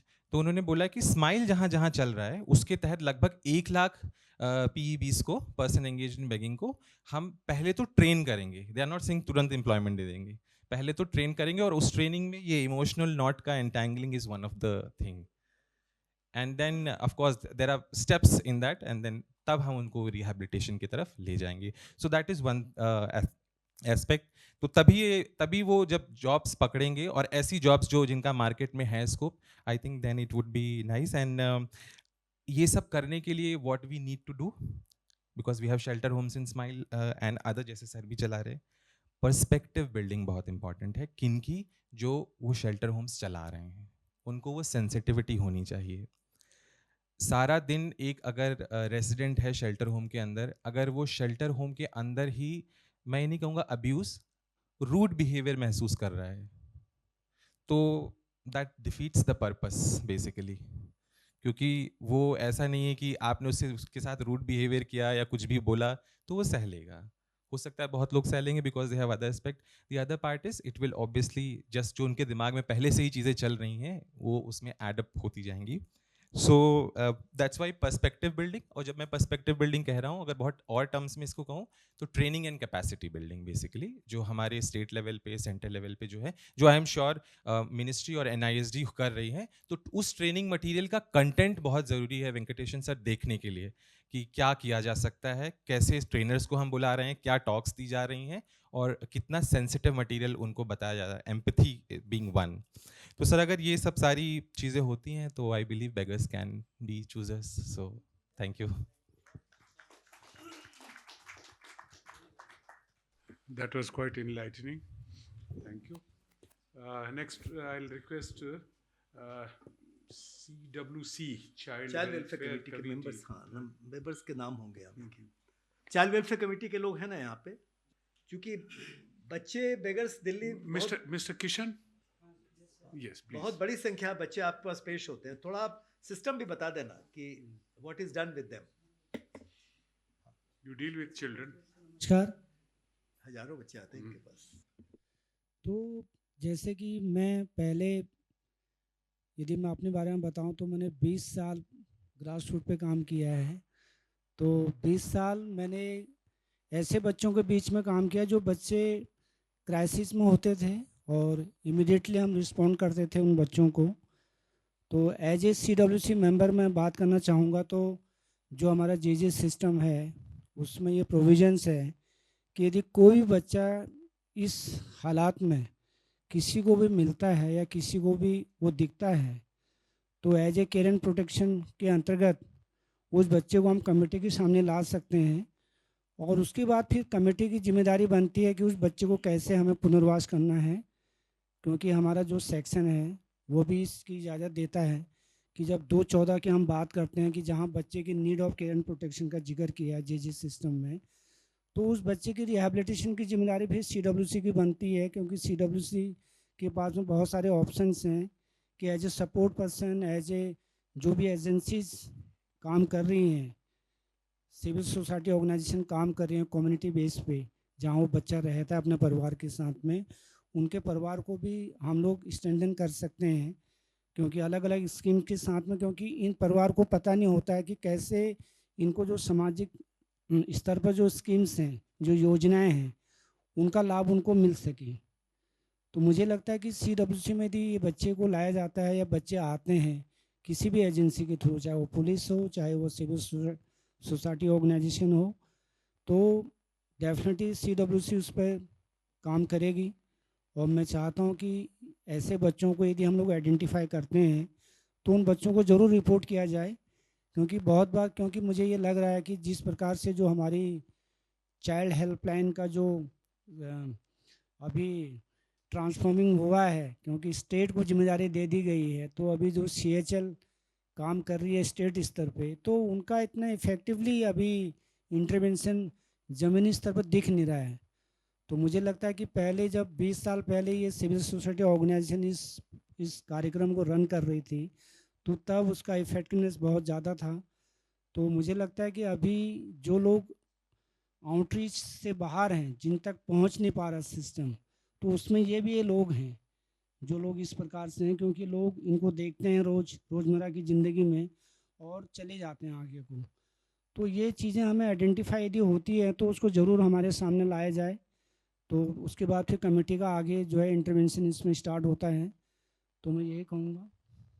क्या Thank you. Family के साथ जो बच्चे हैं जो हर जगह नज़र आ रहे हैं, चाइल्ड वेलफेयर कमेटी में प्रोड्यूस होते हैं वो या नहीं? सर नहीं, अभी नहीं, अभी नहीं हो नहीं। जब से दिल्ली हाई कोर्ट में सर वो इंटरवेंशन स्टार्ट हुआ था आज से 2-3 साल पहले, तो उसके बाद तो मुझे लगता है कि पहले तो ये एजेंसीज लेकर आती थी, चाइल्ड लाइन लेके आती थी, बाकी एजेंसीज भी लेके आती थी। जो डिस्ट्रिक्ट टास्क फोर्स हमारा चाइल्ड लेबर में जो एक कॉन्स्टिट्यूशंस है, वो लोग भी रेस्क्यू करते थे डीएम के साथ तो मिल के, लेकिन अभी ये सब चीज़ें स्टॉप हो गई हैं। तो लगभग 12-13 बच्चे वहाँ से रेस्क्यू करके हमारे सामने प्रोड्यूस किए बच्चों को। अब उसमें हमने उनको पेरेंट्स जी सर, मेरा नाम पन्नालाल सेवदा है, CWC साउथ दिल्ली। तो उसमें हुआ क्या कि रेस्क्यू करने के बाद में जब बच्चे हमारे प्रोड्यूस हुए, हमने बच्चों को चिल्ड्रन होम में प्लेस किया। उसके बाद तुरंत ही उसके सबके पेरेंट्स आ गए। उससे पहले पेरेंट्स नहीं थे, सारे पेरेंट्स आ गए। उन्होंने बोले कस्टडी के लिए, बोला हमको कस्टडी चाहिए बच्चे का। अब कस्टडी के लिए हमने काउंसलिंग वगैरह भी बच्चों की करवाई। पता लगा कि वो लोग किसी राजस्थान से हैं या किसी और स्टेट्स के बच्चे थे वो। अब बच्चे भी जाना चाहते हैं, पेरेंट्स लेना चाहते हैं, तो हमने उनको समझा करके कि बच्चे को आप बेगिंग नहीं करा सकते, बच्चे को स्कूल में जाना ज़रूरी है बच्चे को। तो ये करके हमने उनको रेस्टोर किया। लेकिन दिक्कत यह है कि जो उन्होंने एड्रेस हमको दिल्ली में दिया ना, उनका परमानेंट प्लेस दिल्ली में है नहीं। वो लोग छोटा तंबू डाल करके रोड साइड में वो लोग रहते हैं और वो बदलते रहते हैं, तो बड़ा मुश्किल है। फिर हमने उनका जो गाँव का जो एड्रेस, राजस्थान का एड्रेस, वो भी हमने उनसे लिया ताकि उनके हम फॉलोअप करते रहें कि क्या स्टेटस है। कुछ समय बाद में हमने फॉलोअप भी करवाया वेलफेयर ऑफिसर से, लेकिन बाद में पता लगा कि वो फ़ोन स्विच ऑफ है और वो लोग फ़ोन पिक ही नहीं कर रहे हैं, तो बड़ा डिफ़िकल्ट हो जाता है। तो मेरे विचार से कि जैसे कि NHRC से जो मेंबर यहाँ पर आए हैं, उन्होंने जो इतने सारे सजेशन दिए हैं और मुझे बड़ा अच्छा लगा। मुझे पता नहीं था कि प्रयास बैगरी पे कभी काफ़ी लोगों के साथ काम करता है जम्मू में और स्टेट्स में। तो वेरी गुड सर। मैंने राजस्थान में हमारा एक बाल सुरक्षा नेटवर्क है राजस्थान में, उदयपुर डिस्ट्रिक्ट में। तो वहाँ पर कुछ समय पहले वो लोग अभी भी कर रहे हैं, उस पर काम कर रहे हैं। वो लोग क्या करते हैं कि मतलब पूरा नेटवर्क है NGOs का, वहाँ बाल सुरक्षा नेटवर्क, उसमें कई सारे NGOs हैं। तो वो लोग जहाँ जो बच्चे इस तरह के बैगिंग करते हुए पाए जाते हैं, वो लोग उन एरियाज़ में जा करके वहाँ के शॉपकीपर्स है, कम्युनिटी है, उन लोगों को अवेयर भी करते हैं कि बच्चों को या किसी को मतलब भीख ना दें उनको, और पोस्टर चिपकाना है। और जो बच्चे वो उनको मिलते हैं, उनको आइडेंटिफाई करके उनका, क्योंकि ज़्यादातर उदयपुर में जो बच्चे बैगिंग करते हैं, जो लोग बैगिंग करते हैं, वो उसके आसपास के ही हैं, बाहर से आए हुए नहीं हैं। तो वो लोग उनके आइडेंटिफाई करके, उनके फैमिली से कांटेक्ट करके, उनको जो भी, जैसे आप लोग बताया कि उनको कनेक्ट करना है किसी गवर्नमेंट स्कीम से, डिसेबिलिटी पेंशन से, या उससे उन्होंने वो भी करें, और ताकि उनको जो रिक्वायर्ड सपोर्ट है वो सपोर्ट दिया है। साथ साथ में जो कम्युनिटी है, जो शॉपकीपर्स हैं, जो वहाँ पर खासकर मंदिरों पे जो लोग आते हैं, वहाँ पर सब मिल कर के वो अभियान चलाते हैं ताकि वो लोगों को भीख देना बंद करें। मुझे लगता है जब तक भीख देते रहेंगे तो वो शायद ये कभी कम होने वाला मुझे लगता नहीं है जी। Thank you. Honourable chair of this session justice Shiv Kirti sir और आमोद सर, साथ ही सभी पैनलिस्ट, सदन में बैठे सभी हमारे डेवलपमेंट सेक्टर्स के साथियों, भाइयों एवं बहनों, सबसे पहले मैं 1 मिनट खाली सर ये बताना चाहूँगा कि प्रयास के काम को, जैसे हमारे एक साथी ने बताया कि नहीं जानते थे कि वो बेगिंग पर भी काम करते हैं। ईश्वर की कृपा से एक ऐसा समुद्र है, जितना आप गोता मारेंगे उतने मोती निकलेगा। इसके लिए तो एक क्लैपिंग प्रयास के लिए, टीम के लिए हम बजाना चाहते हैं कि हर एक सेक्शन के लिए वो काम करते हैं और बड़े अंडर प्रोफाइल होकर काम करते हैं। ये नहीं कि बहुत शोर शराबा कि हम इतना काम करते हैं। नंबर दूसरी बात, समस्याएं हैं, लेकिन इंटरवेंशन और एक्शन पॉइंट्स क्या होगा, उस पर मैं अपनी बात रखना चाहूँगा। और जिस तरह से मुस्तफ़ा भाई ने जो एक बात रखे, तो मुझे लगता है कि कंटेक्स्ट या नज़ारा से ज़्यादा नज़रिए का फ़र्क है इसमें। और जब तक हम सभी लोग अपने माइंडसेट को थोड़ा नहीं चेंज करेंगे, तब तक ये सबसे मोस्ट नेग्लेक्टेड ये इशू है। जब हम घर से बाहर निकलते हैं और जब घर पहुंचते हैं हम सैकड़ों लोगों को बेगिंग करते देखते हैं, लेकिन सेंसिटाइज होकर इसको रोकने के लिए दिल से किसने फितरत किया हो, ऐसा हम नहीं कर पाते।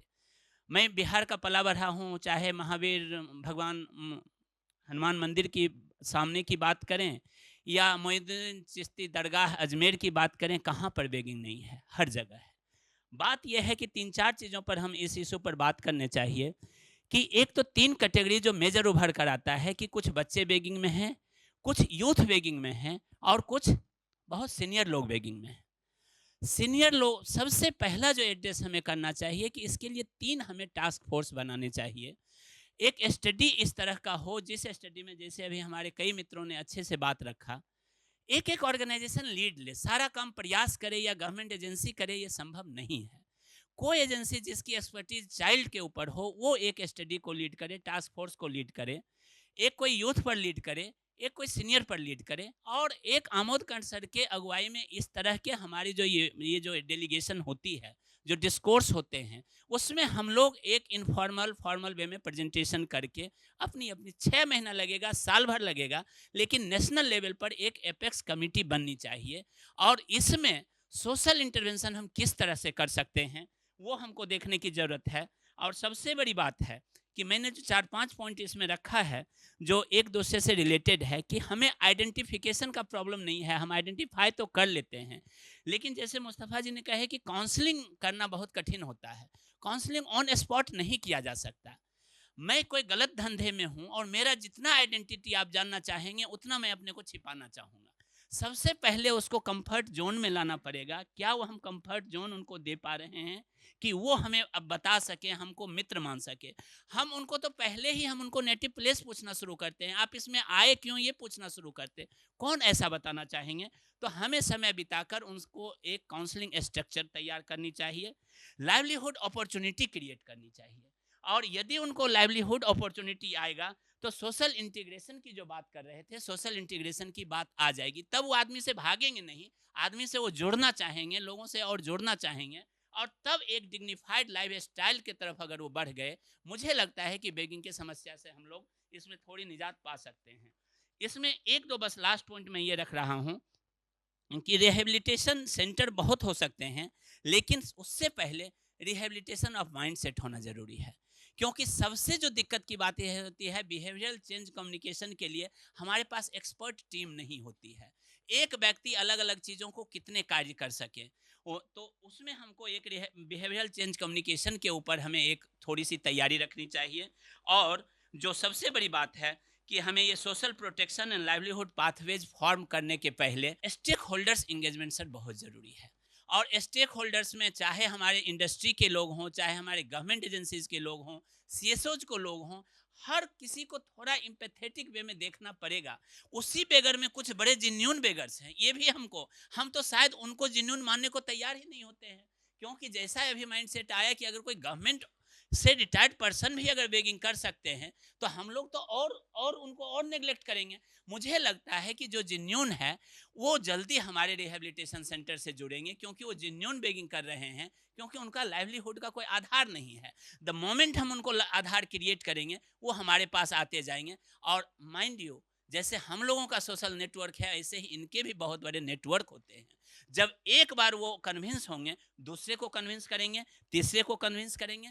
मुझे लगता है कि ये सब तरह अगर यूथ में कुछ करना हो सर, विश्व केंद्र आपके ब्लेसिंग से हमेशा साथ है। स्टडी कराने से लेकर टास्क फोर्स गठन करने से लेकर 25 स्टेट में हम लोग भी काम करते हैं। कहीं अगर ऐसा एक बृहद भी स्टडी करना पड़े यूथ के लिए हम तैयार हैं। कोई ऐसे हो कि चाइल्ड के लिए तैयार हो, कोई ऐसे हो कि सीनियर के लिए तैयार हो। कमिटी में अगर एपेक्स कमेटी बनाना हो, डिसेंट्रलाइज कमेटी बनाना हो, जब तक इसको एग्रेसिवली हम लोग नहीं इसको देखेंगे, ये मुझे लगता है मोस्ट नेग्लेक्ट। आज तो मेरी भी आंखें इतनी खुली, मैं तो केवल आता हूँ, लोगों को देखता, कहीं अगर ऐसे दिव्यांगजन अगर मिले तो थोड़ा कुछ दे भी देता हूँ, नहीं दिव्यांगजन मिले मैं तो उनके फिजिकल कज काठी देखते। अब उन्होंने बताया कि 6 महीना वो ट्रेनिंग ले रहे हैं कैसे वो गूंगा बन सके, और जबकि दुनिया ट्रेनिंग लेती है कैसे हम बोल सकें। तो कितनी विडम्बना है। ये चीज़ें जब इतनी समाज में है तो मैं यही स्टॉप करता हूँ। मैं ये कहना चाहता हूँ कि जब तक किसी डायलॉग का, डिस्कशंस का एक्शन ओरिएंटेड एजेंडा नहीं होगा, हो सकता है 6 महीने बाद हम फिर मिलें और फिर वही इश्यूज हो और फिर उसी चर्चाएं को हम लोग दोबारा रिपीट करें, लेकिन एक्शन पॉइंट्स नहीं हो सकता। बड़े कॉम्पिटेंट मंच हैं और इतने डिग्निफाइड मंच हैं, आप लोगों से आग्रह करना चाहूँगा सर कि एक दिल्ली डिक्लेरेशन हो, एक अच्छा सा एजेंडा, एक्शन एजेंडा हो और इसमें हम सभी लोगों मिलकर भागीदारी दें, तब प्रयास के प्रयास में हम सार्थक हो सकेंगे। Thank you Amod sir, thank you so much.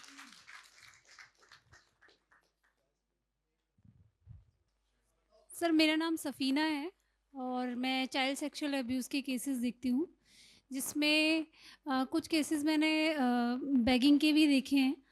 और हम लोग जब बच्चों से इंटरेक्शन करते हैं तो स्टार्टिंग में इनिशियल पीरियड में नहीं बताते हैं।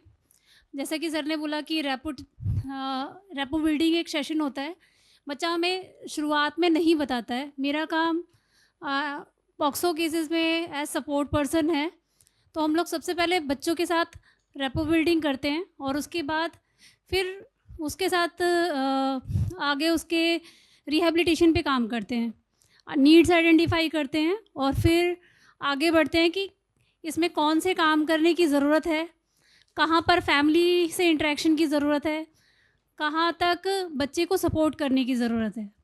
Thank you so much.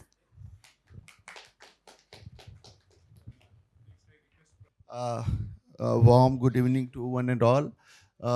Thank you so much, first of all, for inviting me over here. So, very precisely, I would like to point out few things.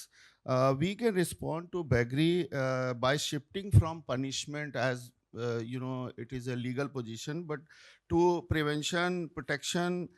Legal reform is also important because we need to treat these people as a destitute people rather than we should criminalize them.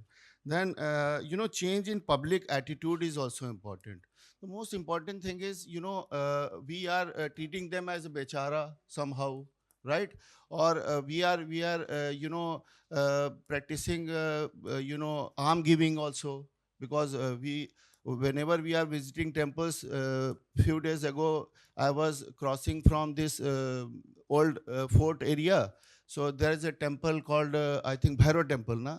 So people are devoting liquor also, many beggars are there. So such kind of scenarios there. So we have to create a favorable ecosystem under which not only we have to work with these beggars and destitute, at the same time people's response should also be corrected. So what we can do in a mission mode, in a campaign mode, that is also important.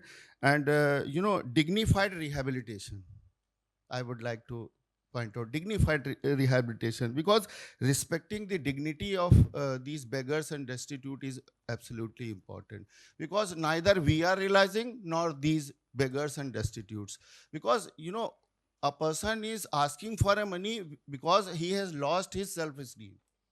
So it's a very psychological actually.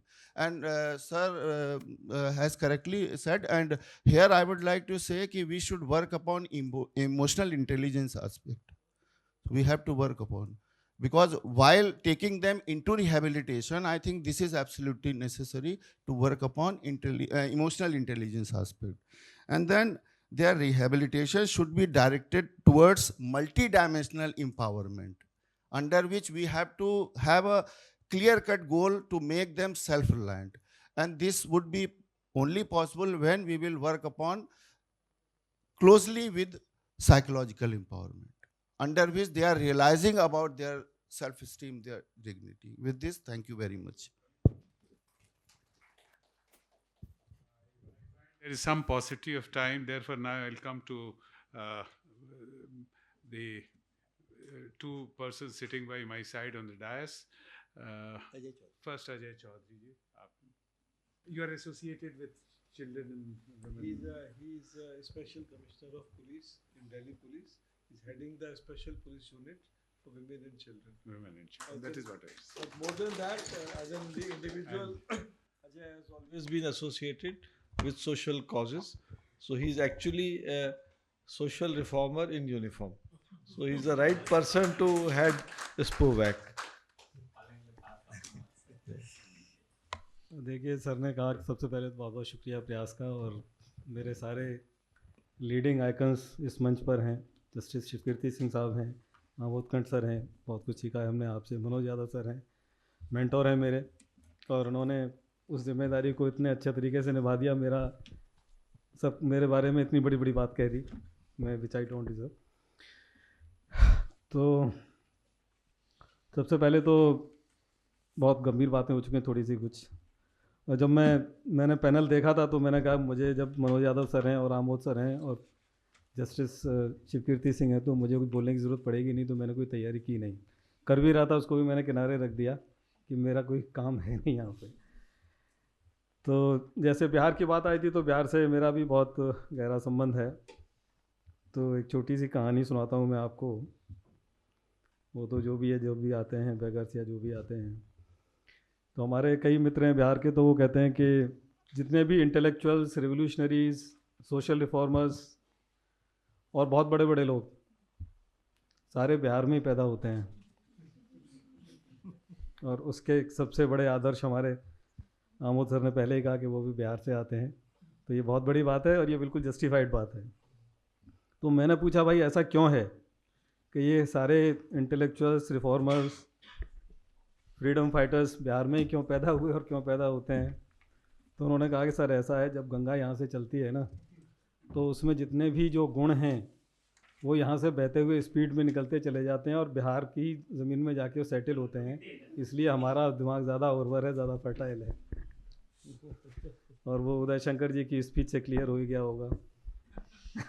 अपना वक्त कहाँ बर्बाद कर रहे हैं आप, parliament में पहुँचिए। तो मैं ईमानदारी की बात ये कहना चाहता हूँ कि इतनी सारी बातें सुनने के बाद मैंने बहुत कुछ सीखा और बहुत कुछ चीज़ें समझ में आई, लेकिन मैं टोटली कंफ्यूज हूँ। अब मुझे यही लग रहा है कि ये समस्या है भी या नहीं है। जो रियासी मॉडल हमारे मुस्तफ़ा नज़ीर साहब ने बताया, और ये भी बताया कि मुरादाबाद की बात भी आई कि वहाँ पे ट्रेनिंग कॉलेजेस हैं या ट्रेनिंग इंस्टीट्यूशंस हैं या जो भी इसको आप नाम दीजिएगा। इसी तरह की बात अभी थोड़े दिन पहले NHRC ने एक सेमिनार कॉन्फ्रेंस की थी इसी विषय पर। तो वहाँ पे बहुत ही एक वरिष्ठ डिस्टिंग्विश्ड सदस्य हैं, उन्होंने ये बात कही कि साहब मेरी भी नॉलेज में है कि कई हमें 2-3 भिखारियों ने अपने गांव में जाके बड़े शानदार मंदिर बनवाए हैं, कई लोगों के फ्लैट्स हैं। फिर एक और बात निकली वहाँ पर, जो इंटीग्रेशन और ट्रेनिंग रिहेबिलिटेशन, हम सबको सरकार की जिम्मेदारी है। जो एक वरिष्ठ अधिकारी सोशल जस्टिस से आई थी, जब उन्होंने ट्रांसजेंडर्स को अपने एम्बिट में लिया कि उनको रिहेबिलिटेट किया जाए,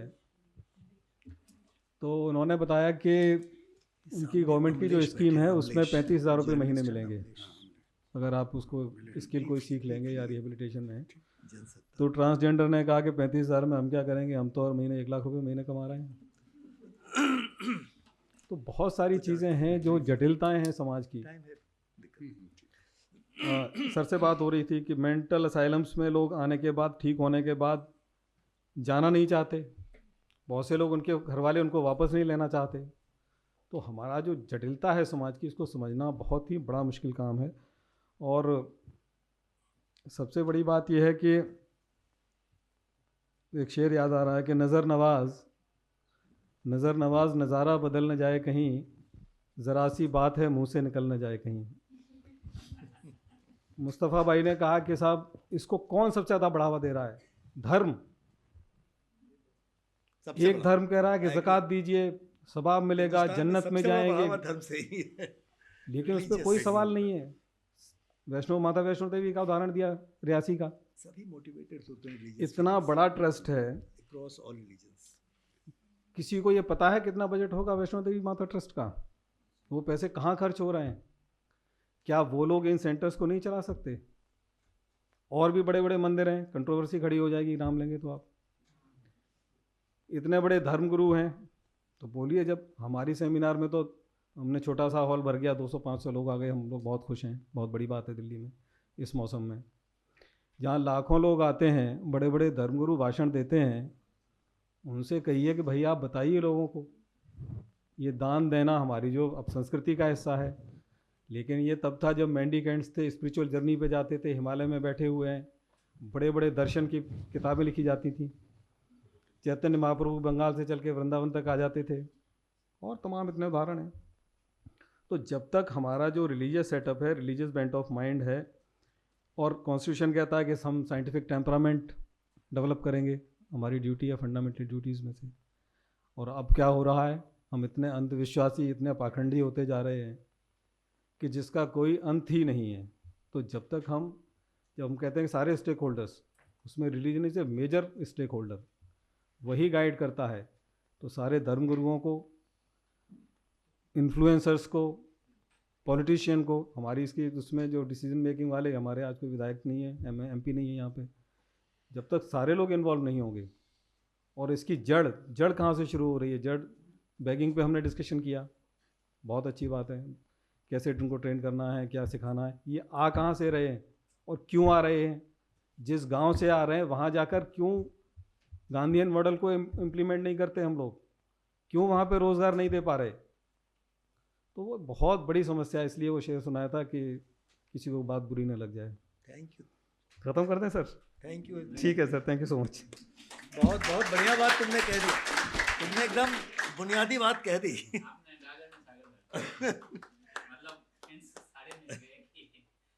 एक अमलेश जी हमारे बीच में बैठे हुए हैं जनसत्ता से, अगर दो चार बात आपको कहनी हो तो भाई पत्रकार की बात सुननी चाहिए।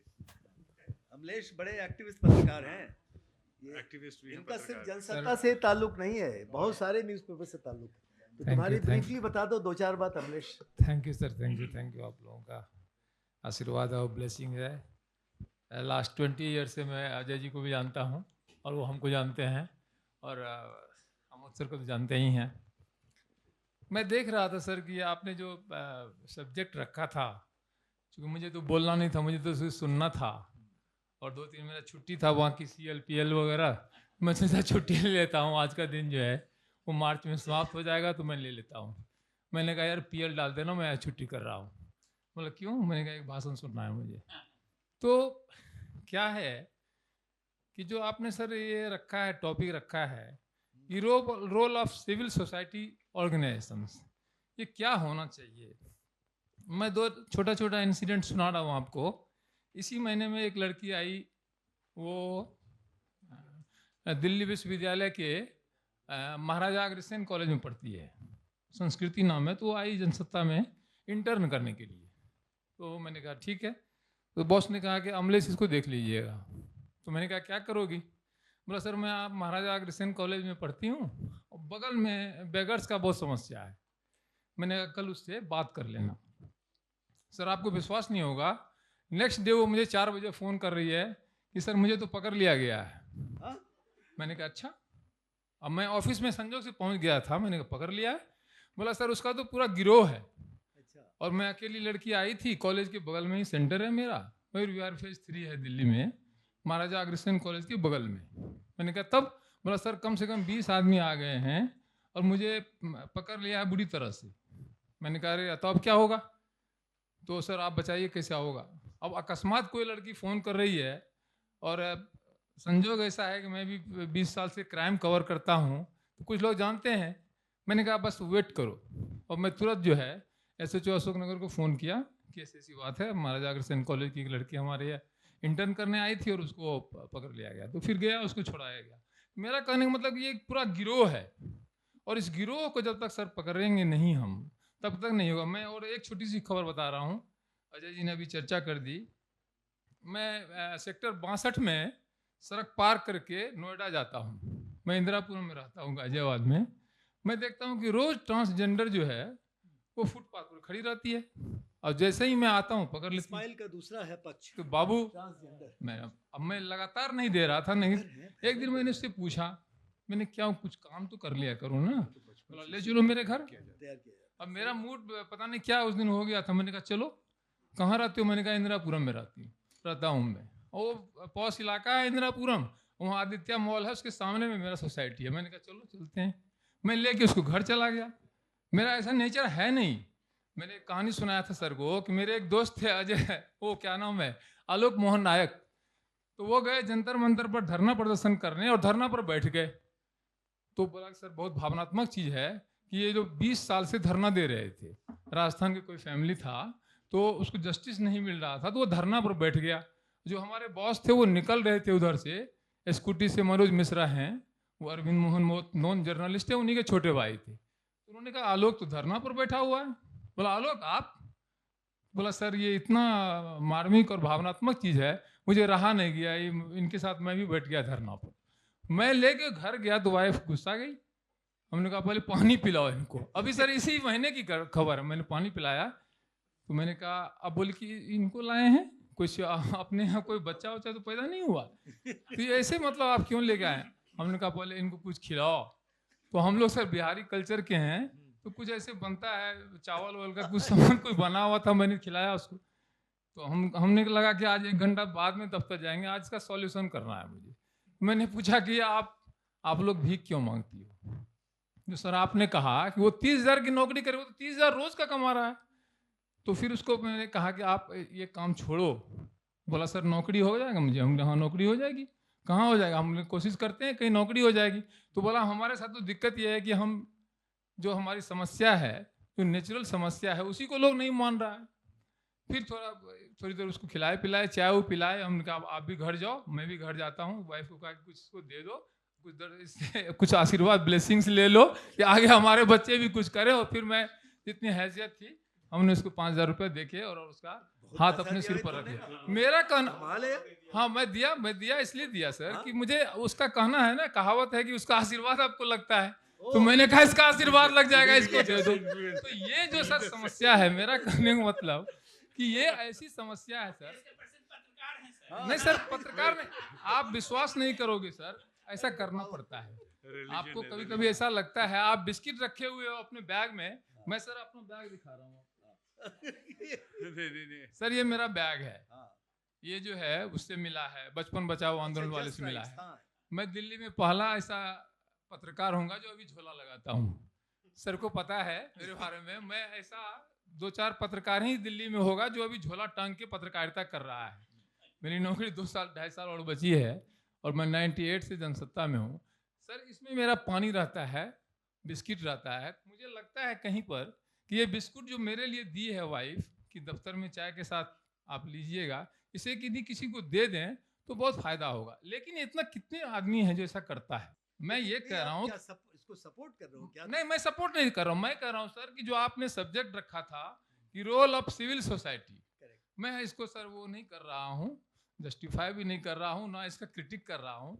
मैं कर रहा हूँ कि बेगर्स कैन बी इसके बढ़ा रहा है। मेरा कहना है सर कि सिविल सोसाइटी क्या कर रहा है, ये बहुत लंबा विषय है, बहुत लंबा विषय है। जब आप इस पर गहन अध्ययन तो आप लोग करते ही हो, आपको तो मैं जानता ही हूँ। मेरा कहना है कि इसका लार्ज स्केल पर जब तक कि समाज में जागरूकता नहीं फैलेगी, जब तक समाज को ये बताया नहीं जाएगा कि आप क्या सेंसिटाइज नहीं किया जाएगा, तब तक इसकी समस्या का समाधान कैसे होगा? कुछ हिंट किया था अजय चौधरी जी ने भी उसी लाइन पे, बस समस्या बहुत फिर। बड़ी है, हाँ, क्या बोले नहीं क्या नहीं बोले। थैंक यू सर, फिर ठीक कभी है, मौका thank you। मिलेगा तो ज़्यादा बात करेंगे इस पर। मनोज जी हमारे बगल में बैठे हुए हैं, ये भी पुलिस में IPS में रहे हुए हैं, अभी थोड़ा पढ़ाई लिखाई वाले बहुत रोल में। इम्पोर्टेंट रोल में है जी। Public administration. आप Public पूरे स्टेट के हरियाणा। एडमिनिस्ट्रेटर्स को आप गाइड कर रहे हो, सारे आते हैं तुम्हारे पास। सर ने मेरे बारे में कुछ बोला था, मनोज यादव सर ने, मैं थोड़ा सा बता दूं। हाँ। सर अलीगढ़ मुस्लिम यूनिवर्सिटी के अपनी हर क्लास के टॉपर रहे हैं, IPS ऑफिसर तो रहे ही हैं, उसके अलावा DGP हरियाणा रहे हैं, नेशनल ह्यूमन राइट्स कमीशन के DG रहे हैं, नेशनल ह्यूमन राइट्स कमीशन के RPF के DG रहे हैं और बहुत ही विद्वान इंसान हैं। तो अब आप बात सुनिए।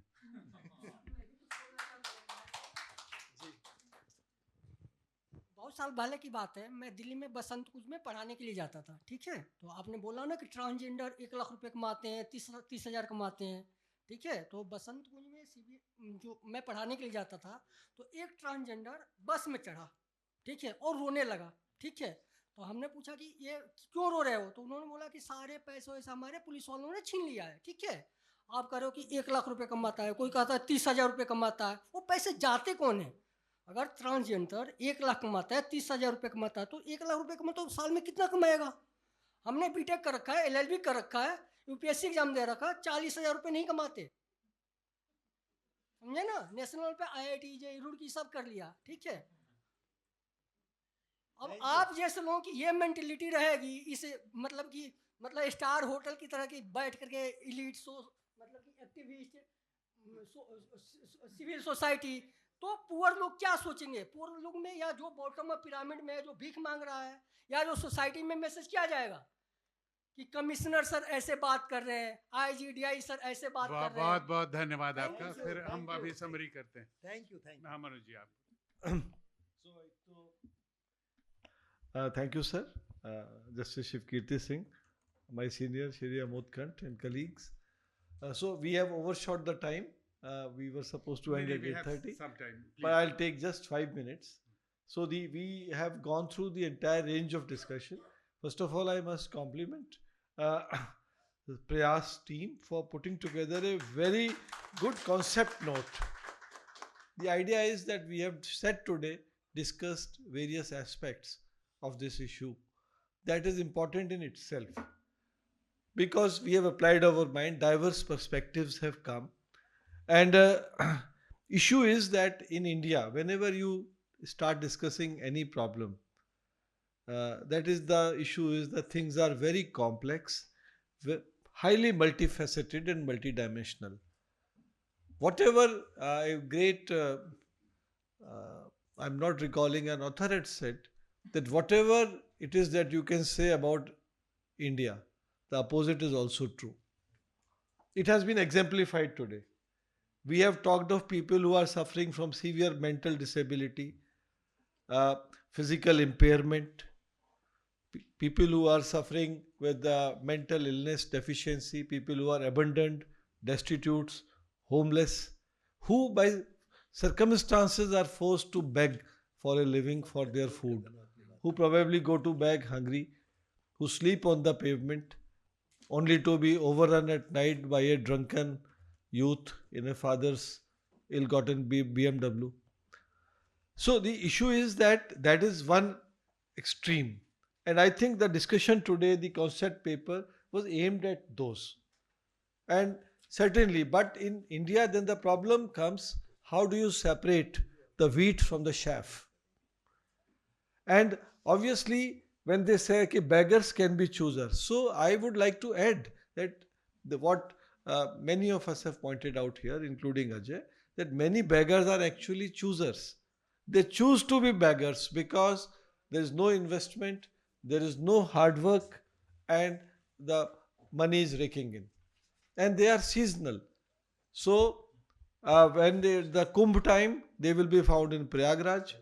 When it is the time of Urs in Ajmer, they would be found in Urs, suitably dressed as a Hindu or a Muslim. So they are truly secular in that sense. So the issue is that it's very nice that Honorable High Court of Delhi had said that this section is illegal and somebody, so they are true. But as a police officer who are always face to face with this multidimensional reality and the misuse of the provisions, I strongly believe that we need to first write a law on this. If it's a problem of people who choose to be beggars because they don't want to work hard, they want to take undue advantage of our inherent philanthropy and charitable nature. And whenever we give money to an undeserving person, some deserving beggar is being deprived. So the issue is that we should clearly frame policies where this optional begging is actually severely visited upon by the law. We have an excellent opportunity. Right now, the census exercise is going to start. I think we should form a panel here, a 3-member team who should go and meet Mr. Mrityunjay Narayan Singh, who is the Census Commissioner of India, and tell him how do you propose to count the beggars. Because ultimately you cannot frame any policy without valid data.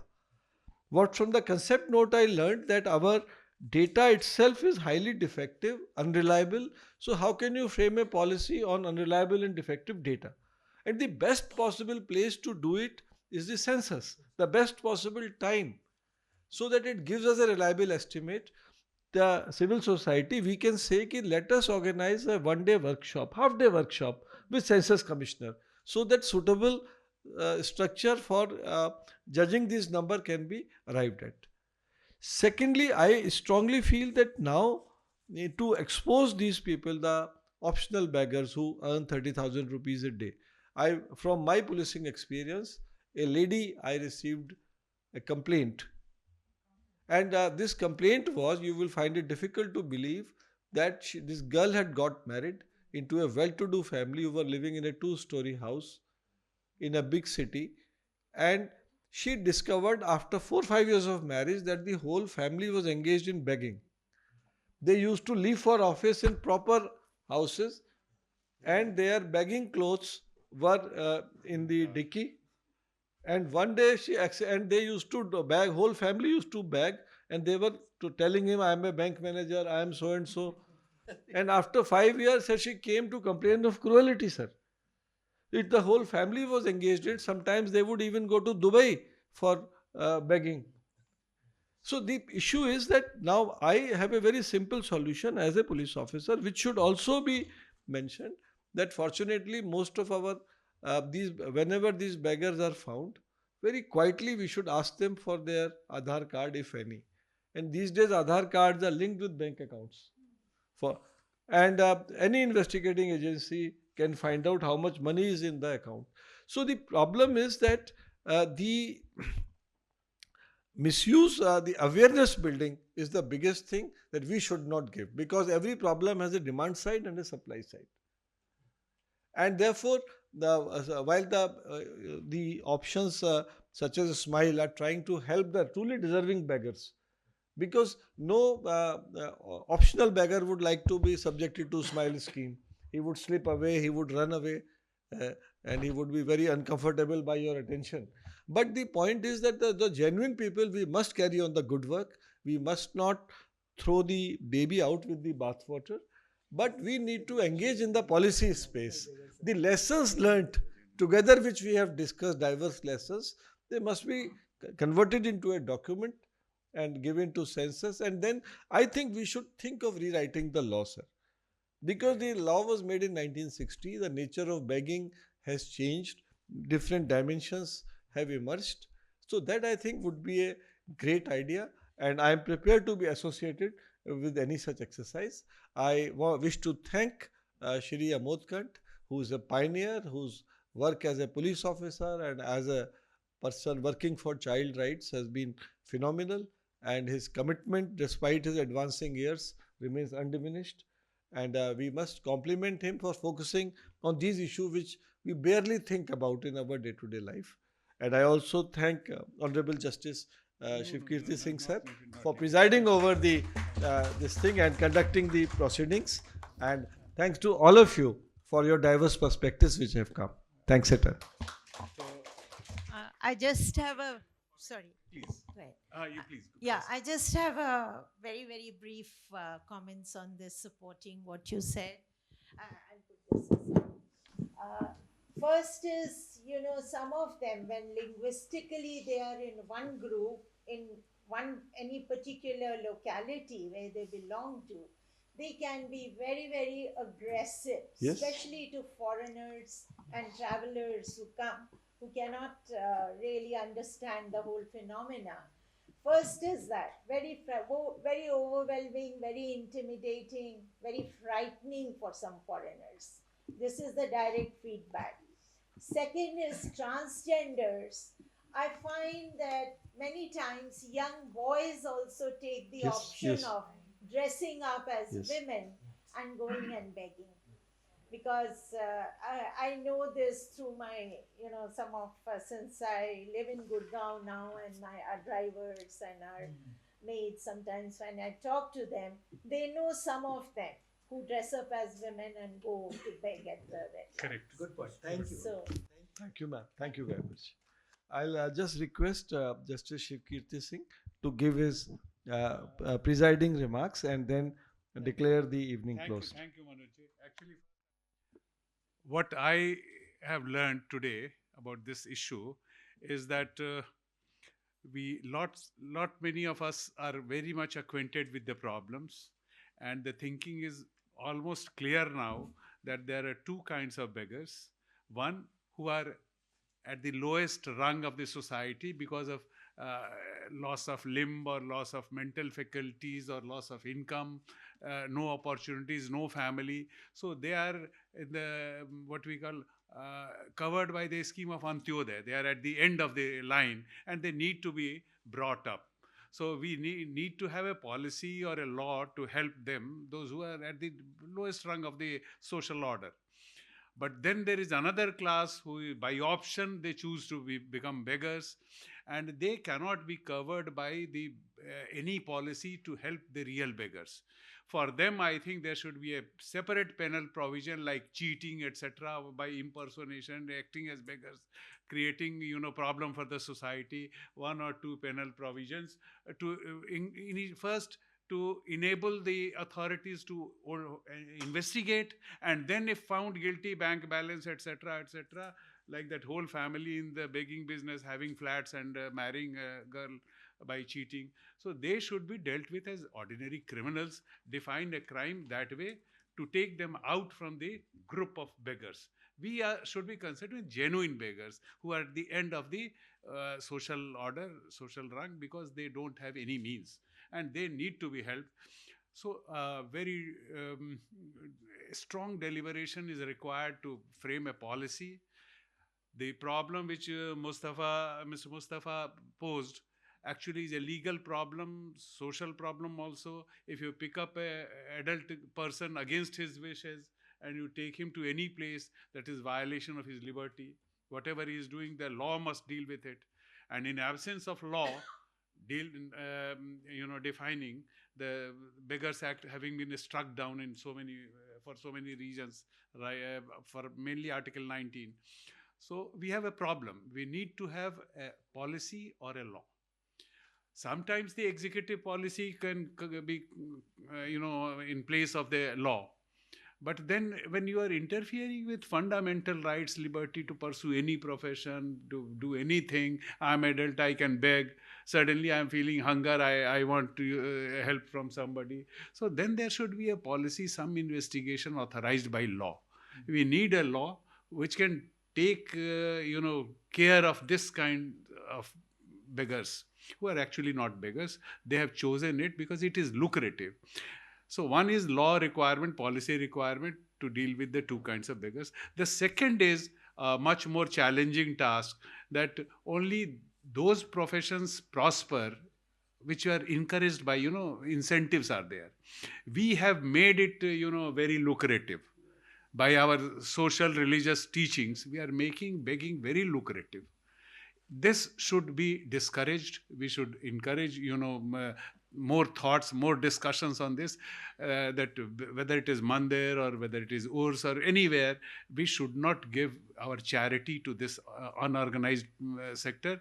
Charity must be organized in a better manner for the whole society. There should be very, very open, crystal clear trusts taking care of the beggars also, and taking care that no alms are given to the undeserving. So we need to educate ourselves. For that also we need a policy, how to go about it in a social manner. Take help of the organizations which are not totally dependent upon the government to educate, and take help of the religious gurus also. Why not? They can do some useful thing. We can approach them, but we must approach them in a very, very positive way. We should not offend them, then they will be counterproductive.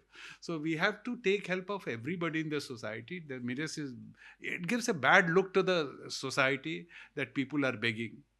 I found begging even in the streets of London, and I was astonished last visit, and I was having a burger in McDonald's, and somebody asked for alms, a lady. Some kind of veil was also there. So I was astonished, but I thought now London, fell down in my estimates by so many notches. And what may be happening of our country when we find every street corner.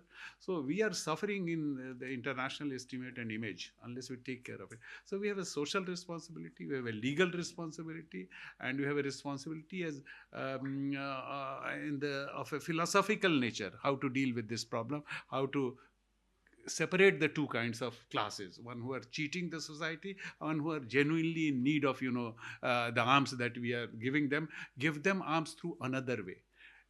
attract them to the dharmshala or some kind, give a name where your amounts will be taken care of, much more than the food you are asking for, or few changes. We have kept everything ready for you. Go there, we'll talk to you, we'll counsel them, and they can be brought back, rehabilitated. So we have to create another place, wean them away from the chaurahas and take them to a shelter, and voluntarily or maybe through social, and by not giving alms. So we need to have a very comprehensive policy. We must discuss and come out with a paper. We'll come out, definitely. Thank you. Thank you.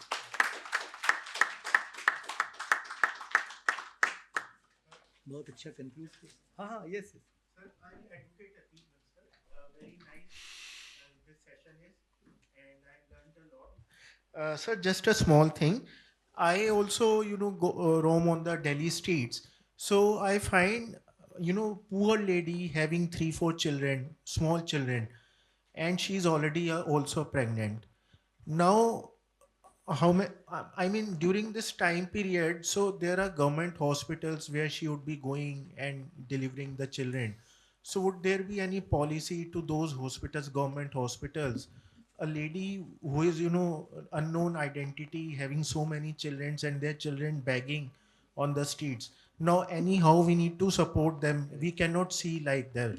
So on policies like this also we can have, because India is a, highest populated country, and with such a high population, very limited resources. So people are, finding this, as you have said, lucrative thing. So we need to have policy implementation. I think if we create institutions where and advertise it, they will go there, get all the help if they are really needy. But if they have made it a profession to have 2-3 children and earn more, then they will not come, even if you provide them help. So we need to think about it and create institutions, organize charity, not giving alms at the chora. The concluding remarks came from Justice Shivkirti. It was very important. And we shall take it forward. And this discussion is going to be converted into something more concrete. And we shall take it to the minister and other people also. Sir, one very small comment here. Yes, this one. Sir, thank you so much for briefing. Sir, one question arises in my mind, sir, poverty should be punished. Our poverty should be not punished. It is arising day by day, and it is pressing on victims. And sir, if अगर हम समाज में हैं तो यहाँ अच्छाइयाँ भी हैं, बुराइयाँ हैं, लेकिन ये समाज का हिस्सा है. लेकिन जैसे ट्रांसजेंडर्स को उनका हक एक नालसा के जजमेंट के बाद मिला, क्या हम सेंट्रल लेवल पर एक act can we implement this, Bombay have different act and Bihar, Delhi have different act, but some states have no acts. So can we implement, and then we come on role of societies, communities more on this?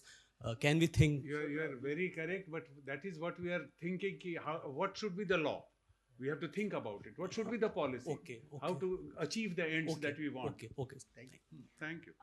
Respected dignitaries present on the dais and all the participants, I'm privileged to give a formal vote of thanks to the program for today's discussion on beggary.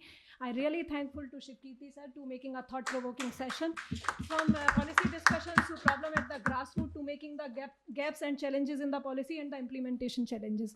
And I'm very thankful to Manoj sir to give insight about the problems, and not only the problems, different structure of the society and the real problems in the ground and the different mindset. I'm really thankful to Amod sir, who is our founder, our own Amod sir, as to set a wonderful context setting towards the issue and highlight the prevalence of the beggary.